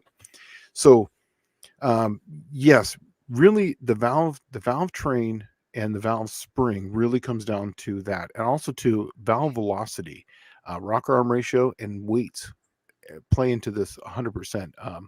Me and Dallas, when I was working on his super stock engine, we got down to the point where we were measuring his intake valve and exhaust valve, the rocker arm, and we were measuring the rocker arm on a fulcrum. So I was getting all the different moments of inertia at different points, at where it is at opening, where it is going over the nose, how much does it take to change direction, the retainers. And we actually went with the beehive spring, changed the retainer. I think we got almost like 25 or 30 grams just in the retainer. Plus we changed. Now he has all this numbers written down, but I think we got another 25 off the spring. The lock was a different one because we were able to run a smaller lock. He ran a different valve. So with this all parts being equal and the profile that we picked, we were able to gain another 1,000 RPM out of that valve train with that camshaft that he has, just by taking the some of the mass off of things and changing where some of the mass is on the rocker arm. So it took a lot of doing, but that's really what you're trying to do is you have to measure all this stuff without telling too many things that I'm working with. Is it Neve 57? Nivlac. Andrew Nelson and Calvin Nelson. Nivlac, yes. Yeah, Nivlac 57. I didn't want to say their names, but just going to say it. But yeah, on his Vortec 4200, we're working on right now, and I did make a mention to him. It was actually really funny. He was emailing me on my work email. I said, hey, if you got me the weights and this and that, and it's funny. He's an engineer, and so he gives me all the weights. No. Exactly how I wanted it. Exactly. And I wrote back, I was laughing. I wrote back, I said, I love working with another engineer because exactly what I'm asking for is exactly what you have. And I can tell you what I'm going to do and you understand it. So it was a funny moment, but yeah, it was good. It was funny. He's great. Yeah. So other than that, I'm not talking about it anymore, but that's just we're working on things. listening to the Spintron would make a good YouTube video. Yes, but unfortunately, the stuff that's in our Spintron, you can't let out. Unfortunately, there's just Could you you do can't. could you do one of them of just having an audio without having? Um, when we're, I guess I don't see why not. I will find out, but I'm pretty sure that I could do a video. Uh, yeah, there's some stuff that this audience would really dig that's on the Spintron right now, and I'll see if it's allowed. But yeah, Okay. I'm glad to help edit anything if you want to try to bring people what you can without bringing what you can't. So just yeah, throwing that out. exactly. No, that's a good idea. For example, over 5K requires heavy duty, or over 7K requires. Okay, now I understand what you're saying. But that depends on the engine and what it was designed for in the first place. Yeah, I always tell people that usually, and you've heard me say this 100 times on here, 7,000 RPM is your magic number. Technically, it's a little higher, but I'm just going to say 7,000 RPM because all parts are never equal. Usually, when you're under 7,000 RPM, most stock stuff is going to be fine, or depending on your camshaft, just the over-the-counter stuff. Once you get over the 7,000 RPM mark, you're really going to have to be specific on things. Once you get over that 7,700 mark and you're starting to crest over into that or 75 to 77, and once you get over into that close to 8,000, it becomes down to the grams and setup. Every spring is going to have to be height checked. Each shim is going to have to be done. It's not going to be just, hey, let's check a couple, let's throw it together and be fine. So yes, that's really the number. So remember, 7,000 and under, usually you're going to be fine with a factory setup. That's what Andy Wood said. He said What's that? that's where it starts getting. Andy Wood said that's where it starts getting expensive. Oh, is that what he said? That's where springs don't last as long. That's where stuff might break, and yeah. Yeah, exactly. Yeah, and that's the truth. 100% correct on that one.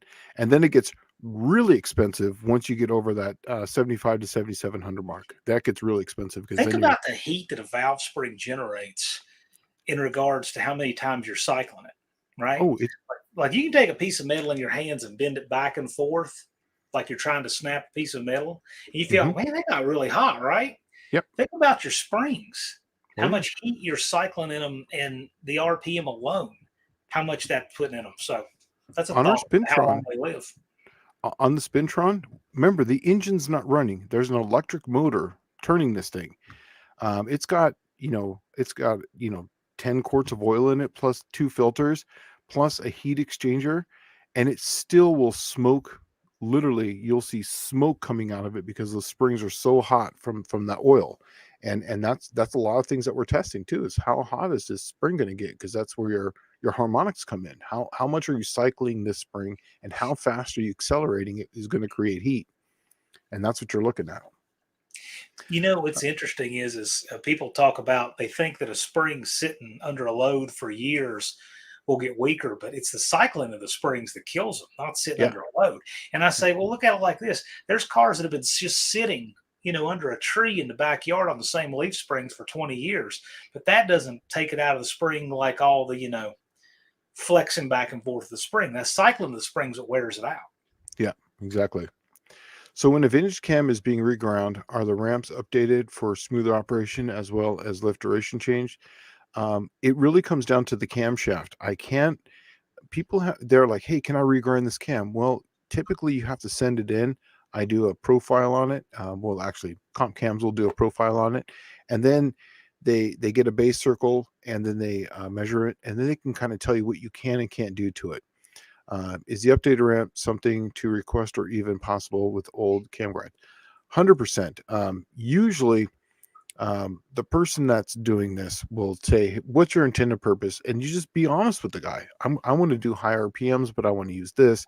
I want it to sound like something from the 60s and so on and so forth, but I want, better operation, better ramps, with to have less violence in them. Yes, absolutely. You can put them on there.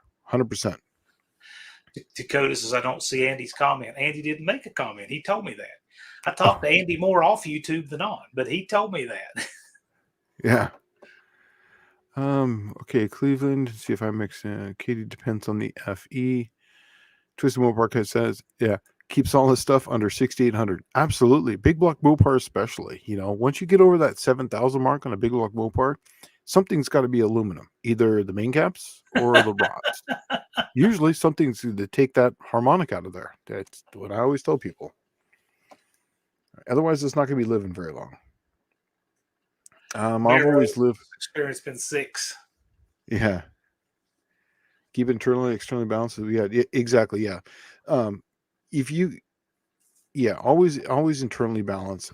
6,000 above. Externally balanced is fine. 5,500. I agree with what you're saying 100%. And the reason being is 360 Chryslers.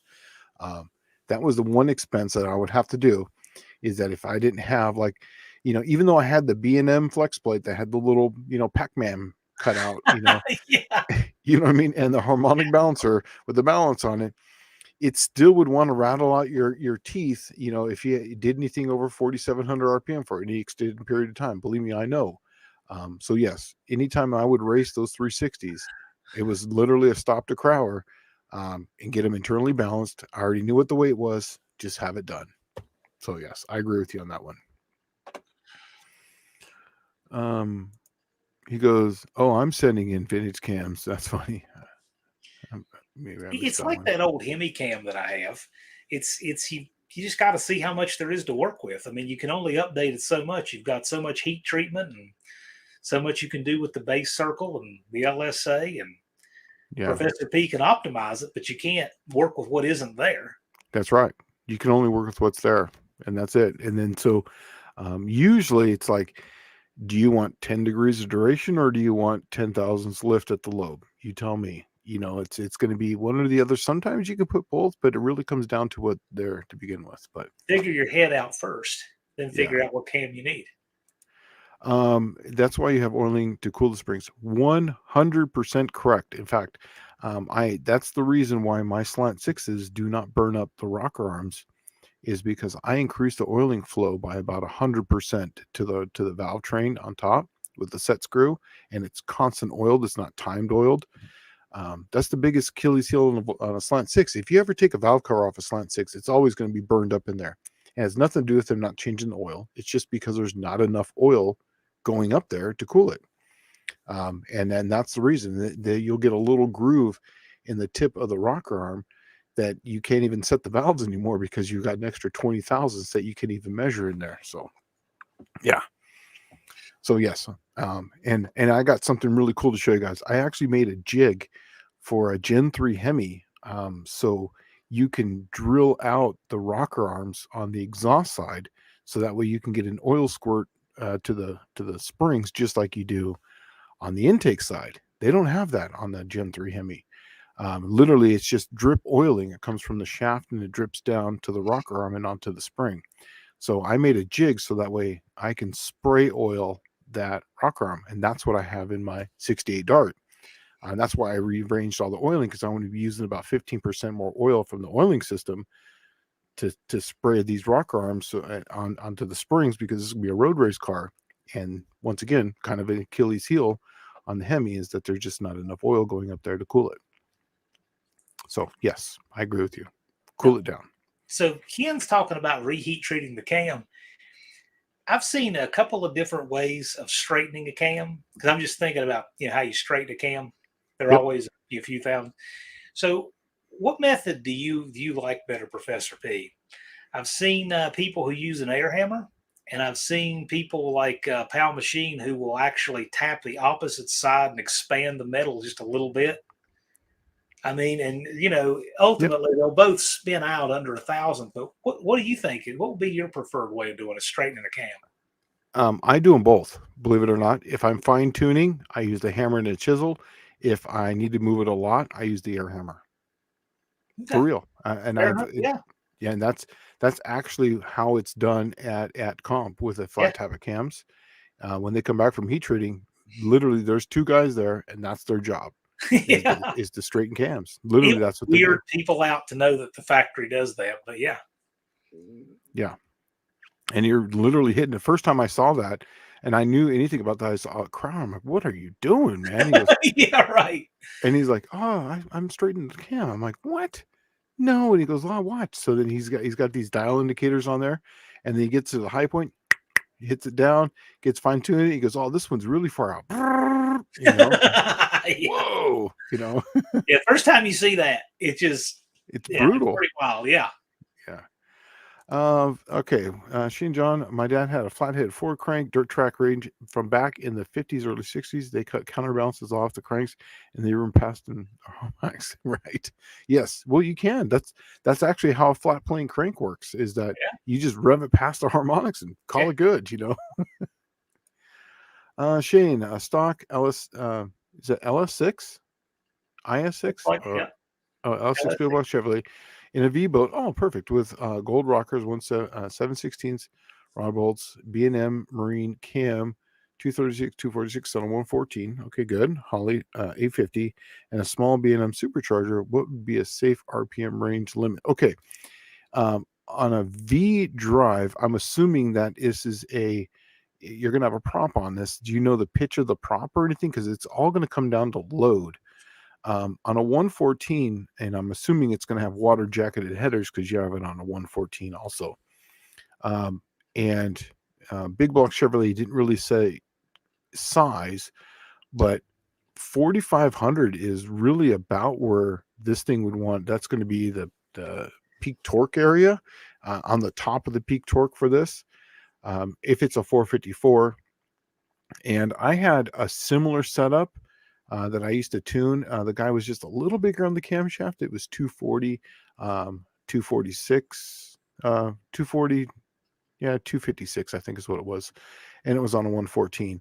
And he had a supercharger on it, and it was one of the 670 ones. So, but all things being equal, I would say right in that 4,000 range is where you're going to be as far as where your torque's going to be, because that supercharger is going to allow it to hold longer. But you can also bring this way down because you have a supercharger. So I would advance the cam to, like, say, a 108 ICL, give it 6 degrees advance. The cam's not very big. Put a little boost into this thing, and then I would run this thing at about 3,500 RPM and call it good. Put a high pitch on that thing. Some people are running a glide on these. They'll run a 2-speed transmissions when they're running when they're running a V drive. So you can get out of the hole and run a higher pitch, and then you can kind of go into drive. So it really comes down to what's that? Boat science. Yes. I did a lot of jet boat and V drive boat for the river. Yeah, I did a lot. So yeah, that's where I would be on that. It really comes down to cubic inch and what head you have. But it's a decently sized cam, and I remember those B&M superchargers being pretty small, weren't they? Yeah. I think that's the one I think that's that really small displacement one. I'm thinking. Yeah. Like the 144 or whatever. Yeah. I would, like I said, I would just use the supercharger. I mean, there's two ways you can go. You can go with the 4,500 RPM rate. I personally would try to keep it in the 3,000 and let that thing live and then enjoy it. So that way you're not constantly working on it. You're not throwing $500 at it every time you walk past it, because that's the problem with the boat. Yeah. For real. You know. Okay. Where are we at? Well, that's wild. Michael Schmidt says water jacketed headers. Yes. Yeah. So I knew, I could tell by the 114. So water jacketed headers. There's a company called Lightning that was out there in make water jacketed headers, so that way it keeps them nice and cool. But you have to run a wide lobe separation angle on those, so that way they don't reverse, they don't suck back in. So typically they're going to go up and come back down, and they're going to come together above the water line, but also below the headline, as far as where it would be into the head, so it wouldn't suck back in. So and it's got a huge 13-inch prompt and a 17-degree. Okay, so I would definitely do what I was saying before, and it's a 468. Okay, so that's exactly what I would do, is I would lug this thing then, because that's a big prop and a 17-degree. So I would personally put this on a 108 ICL, and then try to run this thing right in that 3,000 range. And this thing's going to boogie. How big's the boat? Is it a 21 foot or 19? Is it an open bow or closed bow? And how deep is the V? And is it like an ultra style hull, or is it like you can just, but my guess, this thing's going to probably do 65 to 70 all day long. Wow. That's all my stupid boat knowledge, right? Yeah, no, I think it's interesting. Yeah. No, I did a lot with jet boats, and jet boats are a funny animal because it's essentially a big squirt gun. And imagine the impeller is a big torque converter, right? And oh yeah, here we goes. B&M 174 Oh, cubic inch big per one. pound. It's geared for 5,000 RPM, but with a light prop, it will haul ass at 6,000. But I don't want it to break. Built in 95 yellow with a 21-foot behemoth. Yeah, so yeah, 65 miles an hour. So yeah, so that's about right. But yeah, see, 5 to 6,000. Yeah, you don't want it to be there because I'm not sure where you live at, but I know that in when I was in Yuma, we'd put it at Squaw Lake, and then we would go upriver. It was 12 miles of upriver before you got to, like, say, Fishers, and then from that it was another 5 hours to Silicon Island, which was we call it Silicon Island because of obviously reasons. And then that's where the sandbar was. So you didn't really want to do 5,000 RPM all the way up there. So yeah, it will. What I'm telling you will definitely get up there, but you're going to spend more time at the cruise timing than Yeah. anything, and that's um, mine would had two 15-gallon cells, and it would take 15 gallons. It was literally a gallon per mile on the boat. So it sucked the fuel. So if I could do it all over again, I would definitely do a V drive. I would bring the power down so that way I could lug the engine a little longer, and it would last longer than a season and have to rebuild it. It's just my 2 cents. Andy says you'll be shocked how much oil has to go up top in the mixed up Boss to keep the springs cool. Oh, He's yeah. hoping he can get rid of some of that with a smaller push rod oiling hole once he gets the overdrive Casper-Matic in it. That's awesome. Oh yeah, because These are some real first world problems, aren't they? I mean, these are the kind of problems you're happy to have. yeah. Okay, so Dizzy Izzy 350 CI Dominator jet drive, 21-foot Scholhund, governed to 45, ran 55 miles an hour. Yeah, so a Dominator jet drive, I'm very familiar with those. I had a double A impeller, and then I went to an A, and then I went to an AB impeller, which is kind of like a hybrid of the two. It was a 21-foot Ultra shallow V, and we put a ride plate on it. So what? Do you know any about this stuff, John? I know Okay. nothing about. I've driven a boat one time, and it was a Ski-Doo, and it had two jets, right? Mm-hmm. And it was okay. I didn't run over anybody, but it looked like rush hour in India. Driving this thing out there on this lake. So it's not my bag. But I don't know anything about boats. Yeah. I like riding on other people's boats. That's about it. So a jet boat, imagine this. So you have what is called the shoe. The shoe is where the water comes in, right? That's what loads the pump. Then you have like the snout that comes down. You have a droop snoop, and that comes out. So now, typically on a jet boat, and then you're going to have like the ride plate, right? So you're going to have the shoe, and it's going to be this big piece of aluminum, probably about, let's call it like, say, 2.5 foot long, right? And about a foot wide. When you're up on plane and you're driving and you're going like, say, just above plane, and you're probably close to max speed, the whole boat is literally riding on that little piece of aluminum. Okay. So it's literally, the shoe is how much angle this is down to load the pump, because it's liquid, so you can't compress it, but you can load the pump, and the more load you put into it, it's almost acts like an overdrive, and it'll bring the RPMs down because you're loading, it's not trying to suck it in and cavitate. So as you get faster, the RPMs don't technically keep going up. Sometimes they'll come back down because you're loading the pump efficiently, right? You can actually load the pump too much, but too much angle, it'll slow you down, because then you're taking too big of a bite. And then as it shoots out the back, depending on how the angle's coming out, you have a droop snoop to where it comes down and it droops down. And then you're trying to hit that little, where the water's coming back, you're trying to hit that right in the center. And then you have a jetivator. So your jetivator is going to kind of go up and down. So you can use that to catch your plane to get on your ride plate correctly for the given conditions. So yeah, it's quite a science. It's quite fun. I think it's neat. I know a friend of mine he was miserable for him trying to find the parts he needed for this. It's You don't just go to your local parts store and get stuff for a 96 Ski-Doo boat. So No. Local Los Angeles lakes and rivers. Oh, so okay, so you're in LA. Okay, cruise at 25, 3,000 at 25, 35. Yeah, that sounds about right. Exactly where I would expect that. V drives are a little bit more efficient. So yeah, that's why it's coming down quite a bit as far as your RPM. Yeah. So if you want to stay at that, that's where I would be.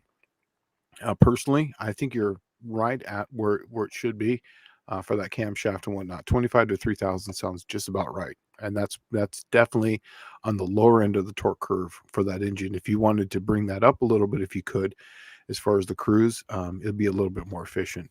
You go a little cleaner up on plane. But once again, every boat rides differently and where it wants to be as far as speed goes when it's on plane.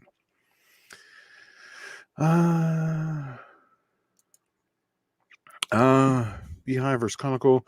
Which one choose? A valve stem seal, rule out lock, umbrella seals, and require crimp on ones with comparable open PSI, which is lighter, and which needs more guide seal clearance. Well, the Beehive is going to give you the biggest amount of clearance. I think I know what he's asking. But I've often, I'm trying to remember the name of the seal, but there's actually a seal that I use, and it actually does less of a good job than, say, a really good one. And the problem is it swipes all the oil away and creates kind of a problem because you have all the oil's gone. And it's not a crimp, it's a spring loaded seal, and I'm trying to remember the name of it. I you know what, I will get you the name of it, but it's a but if as far as what it is, I would go with the Beehive, because the Beehive is going to be literally like this, and it's going to curve up. It's going to give you the greatest amount of seal there. A conical is going to be just like this. So either one of those springs is going to be better than your straight style spring. But if I had to choose, I'm always going to go with the Beehive personally. Which Beehive one has? fixed a few problems. Yes. Which one's more in the guide seal clearance? I think I answered all those questions. Yeah, but I don't remember the name of the seal off the top of my head. Unfortunately, this is a live show, and so I just can't remember it.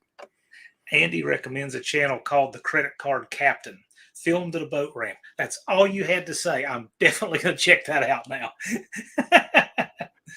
There is more entertainment at the boat ramp than anywhere that you can go. 100% correct. We used to go to in I think it's called Launch C or Launch 3. I think it's in Lake Havasu. It's a small little tiny launch, and it's worth it just to put your chair there and watch the show, because these people, these people coming back have obviously had too much, Well, a lot of them could never back a trailer. Yes. I saw a guy, and everybody who's hung around a boat ramp knows exactly what I'm talking about.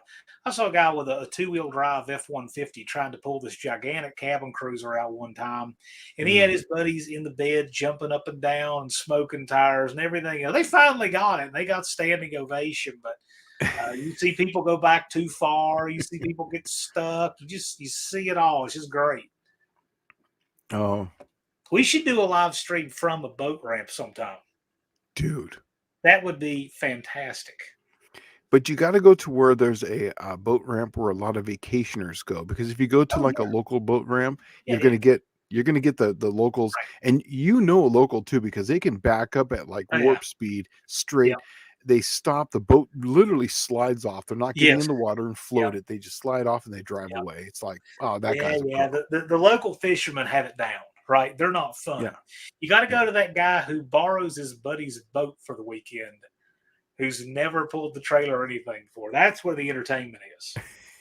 Yeah, absolute entertainment. That is the correct. And they get mad too when you're watching them. You're like, well, this is part of the show. Right. I mean, you're the show. Did we miss? Have a good night, Dizzy. Izzy, take it easy. Have you ever backed around anyone on a boat ramp? Because they're going down it so slow and janky, you just back the trailer around them and go on. I did that one time. I actually chicaned 2 people. For real.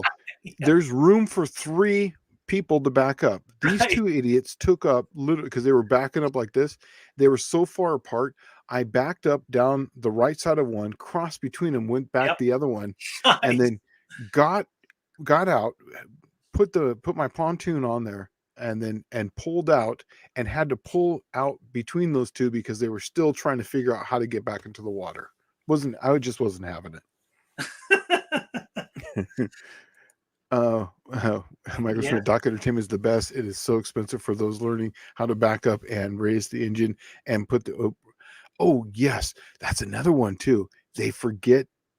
I will see this all the time. They will start up their engine at the top of the boat ramp to make sure their engine starts up, and I'm like, dude, there's no water going through this thing, No. right? Yeah. And then they get them in there, and then they forget to put the little the crank on there correctly, and they come out of the water and the thing falls off. It's a shit show. It is. Yeah, there's nothing better than going to the dock and watching all this though. It is the Yeah. best. Yeah. Someone says If something I like, get to go to the beach again, I want to. I'm gonna have an entire day of hanging out at the dock, and I'm gonna be making shorts for you guys. It'll be I'll bring everything to you that I see.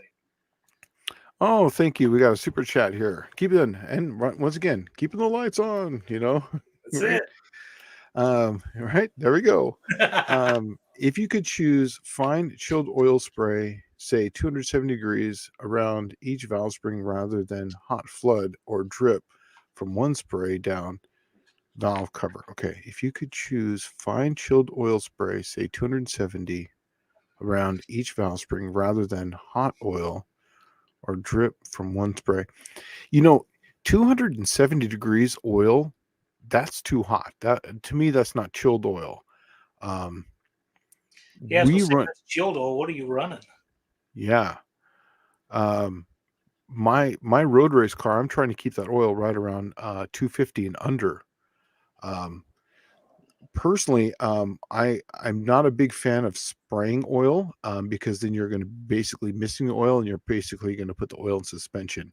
I'm a big fan of whenever I do my oiling tricks, I want volume and as little pressure as possible, so that way I'm not spraying oil. So I would rather have on all my slant sixes, I use the flood method because the flood method is, but it's not an overflood. I use that for cooling and taking the heat away. Taking the heat away. When you're spraying it, I've noticed that, at least this is just for me. Remember, this is all Slant 6 and Gen 3 Hemi and LA stuff that I've really, really dove into this. When I'm spraying oil for any extended period of time, I notice that I'm picking up a lot more in my evacuator. I have basically an evac system, and it goes right to my exhaust. And whenever I'm spraying oil, it will end up in the pipes, 100%. But I don't even have now when I'm doing the hot flood on mine. Well, actually, just the flood method. I'm just using your words. I don't have that issue, and in fact, my evac system comes right off the valve cover, goes straight to my exhaust, and there is no oil in my exhaust when I'm using that. So that's just now spray downs do work. But once again, you're going to get the same type of thing. I would use the spray if you're going to be using, like, say, some of a vacuum system on it. And I would say that I would use the hot flood if you're going to be driving on the street or just a regular racer that doesn't want to have any problems. That's just my opinion. But, oh, wow, we got a few one. So thanks again, Michael Schmidt. Thank you. Once again, appreciate it. Keeps the lights on. Whoa. And Miss Katie does. Is that 50? Is that Australian? Wow. I see that A50. Thank you. Thank you very much. Awesome. Thank you very much. It really helps out. Once again, that really keeps the lights on. Right. Much appreciated. Okay. So he's saying not temp 270 degrees really around the spring. Oh, okay. Here's the thing: is because the spring is on an angle. Typically, it's not necessarily flat. I always try to put the oil so it's hitting the highest point of the oil on the retainer side. It's kind of right at the point, so that way it goes down evenly on both sides. And that's going to give you the maximum dispersal around there. If you're doing the spray method, I would try to hit it at two different angles. one from this side and one from this side. That way you're going to be getting this side, and then use the rest of it to drip down. That would just be my personal opinion on it. We've tried it all, and I wouldn't get too technical on this one. But the more oil that you get on there, it's all going to benefit either way you do it.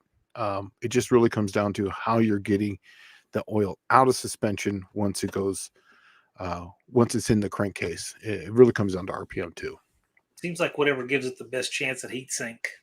Yes. Is whatever you want to do. Yeah. And because, and it really, okay, on a Gen 3 Hemi, and let's just talk about this because I know quite a bit about this. On a Gen 3 Hemi, it's got drain back tubes on it, on the head. So they have drain back tubes internally in the block. So there is almost, I don't use zero, there's a lot less windage when you're dealing with oil. So on a Gen 3 Hemi, I have no problem using spray bars, except for one problem, is that the vent that goes to the intake is on both sides of those, right at the very top. So on that one, that's the reason why I drilled holes in the rocker arm, and I'm using the oil as it goes through its motion to control. And I'm going to be using 15% more oil up there to keep things cool. And I'm doing this on purpose. So I opened up the holes even on the intake side. I got to get that oil out of there. So the drain back holes are there for that. And it's not going to be going across the crank. Depending on what engine you're using, when you add more oil up top, it's got to get down. So if it's like, say, let's just say a LA Mopar, I block off typically all the oil holes on the top, and I'll have it drain to the front or to the back. And on a Mopar, you're going to have 3 round holes at the top where the cam's at. I will put, a plate over those. There's also 4 little tiny holes typically. On those, I cover those up. And then I'll put a pipe thread in those, and then I'll put a little JB weld in there and lock it up. So therefore, the oil, now you're going to have some pooling of oil in there. That's fine, because just account for that. But typically the oil then is on the very back of the lifters. Now I only do this for like solid roller deals. The oil then is only coming back into the back where the gear's at, and then in the front where the 2 holes come back for the timing cover, I radial those down so that way the oil can go forward on that. So when you're on the brakes, the oil's not being pumped up and you're not pumping up all this oil to the top. It can get back down. So that way I'm cutting down on the windage going across the cam and through the crankshaft. So you just got to take that into account. I know that was long-winded, but I'm sorry, but that was there's things you have to take into account for that.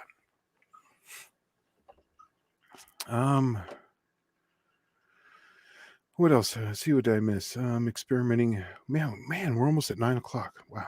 I know. Time is fun tonight. I'm experimenting with dual Weber, dual Carter, dual Zenith, and got 2 dual Strombergs. One big experiment. That sounds awesome. Cool. Yeah. Are you gonna post your findings here on YouTube? Do a video? Yeah. You could post them and we could talk about it on Wednesday. Yeah.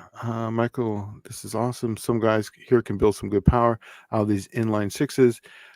They get used to beat 318s, 302s with 3 Webers, 278 cams, and some good head work. Absolutely. And I love my Slant 6. I've been driving it quite a bit. In fact, I want to make it so it's a little bit more weatherproof. In fact, one of the very first times I was talking to Mr. John Wilburn while I was driving, I said to him, "Hey man, I'm sorry, but it's hard to hear when I'm driving my Dart." And he goes, "Oh, I'm used to driving with cars with 50-year-old weather seal." And I was like, right. You remember that conversation? Oh yeah. Well, I mean, it's just normal. Yeah. He goes, so on the van, I cracked the vent window the perfect amount to cancel it out. Yeah. See, anything with a vent window is an advantage because you can cancel it. Much harder to do on something that doesn't have that. Yeah. Oh yeah. That Stable has a good question there. What's that? Oh, right here. Yep. Even though you're kind of brand agnostic for your career, you still have your personal preferences. Shane, off topic. Shane, are there a lot of Mopar guys where you work at? Are you the oddball? Actually, believe it or not, there is one. I know of 2. I think there's 3. And we have an Oldsmobile guy. We got a lot of Ford guys. I think we've got a couple Pontiacs. Basically, we run the gamut. I just happen to be a Mopar guy, but I'll tell you right now, I mean, I like rotaries and I love K series, but I'm a Mopar guy because I raced them for so long, and that's just what I have. And I just love Dodge Darts. I think they're the best cars in the world. It's just my opinion. I agree. They're just the best cars. It's like a Freiberger said at one time, it was like the perfect saying. Freiberger's driving the 69 Dart, and it was when I think they were buying that 440 Dart from someone or whatever. And Dulcich is right next to him. He goes, "Man, this thing rides great." And Freiberger looks right at him and goes, "69 Dart." And it's like, that's the truest statement in the world. That's it. That's all you got to say. Yeah. I really think that of the subset of the era before things got complicated, but when, so 1970 is kind of like the peak of when all the engineering made the car better. And then after that, it was all about satisfying the government, satisfying emissions, satisfying crash testing, this, that, the other, competition with imports. But before they started worrying about all this other stuff, it was just about making the car better. So I hone in on that. Then I hone in on, well, which make made the best of those? Well, I prefer Chrysler. And then I'm like, well, what was the most efficient, least extra parts, the A bodies? And then, you just keep making it smaller and you say, well, you know what? The Dodge Dart was the perfect car. And to me, it really, truly is. I couldn't agree with you more. In fact, that was why I went straight to, when me and the wife were like, let's get some forever cars. I went straight to a Dodge Dart. She went to a Valiant. Yeah. It's like that is everything. In fact, the car that she wants, I think it's either going to be a 64 or 65. It's going to be her, like, when there's no more kids car, or even like that 62 Valiant, really ugly Valiant. That's the kind of stuff that she likes. Oh, yeah. So she liked Don English's, the One-Eyed Cats? Oh yeah, she loves that stuff. Just absolutely loves it. In fact, we kind of go through and watch some of these videos together, and she goes, "Man, what's that?" And I'm like, "Well, that's Don English, and that's this." She loves that. She needs to go see the One-Eyed Cats Valiant this year.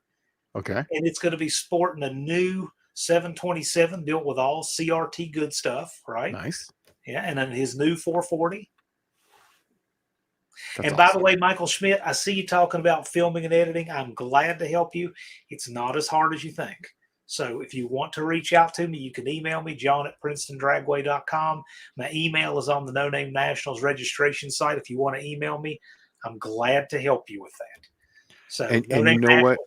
You can find my email there, and I'm happy to help you. I will tell you really quick how I did it. I mean, I'm a Windows guy, so I have a Movie Maker, which comes on my computer for free.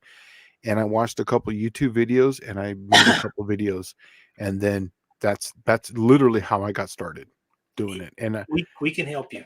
Yeah, we can help you. So, anyways, guys, we're at 9:00. Man, it went fast. We're actually a little over, but I want to say thanks. And what do you have going on for Friday? I don't know. I know I'll be live. I don't know exactly what I'm going to be doing, but I'm going to be live, and look forward to seeing everybody then. And we'll have a blast. I got some fun stuff in the hopper this year. So just remember, at Friday, 7:00, John Wilburn's channel. So that's 7 Central Standard Time. It's hard for me to remember that because I'm so used 8 Eastern, 7 Central. Yeah. Same on his channel time as this, just on Friday instead of Wednesday. Yeah, and if there's a question we didn't get to, Slant Daily Garage at Yahoo. Once again, Slant Daily Garage at Yahoo. Send over there, and we'll get on it. We've had a few questions come through, so that sounds awesome. And then I will make sure to give those recipes to John, so that way he can post them up. And I'm going to put a little disclaimer in there. Just because you throw these parts at a 360 doesn't mean you're going to get that. There's a lot of tricks involved to get those numbers, but it is possible. I promise you that. So. All right, guys. Until next week, we'll see you guys later. And don't forget to go see Mr. John on Friday on this channel. That's the golf club disclaimer. Just buying this driver will not make you a pro golfer. Right. Dude, I'm telling you, it's the truth. All right, guys. See y'all later. Yeah, take it easy. Have a good week.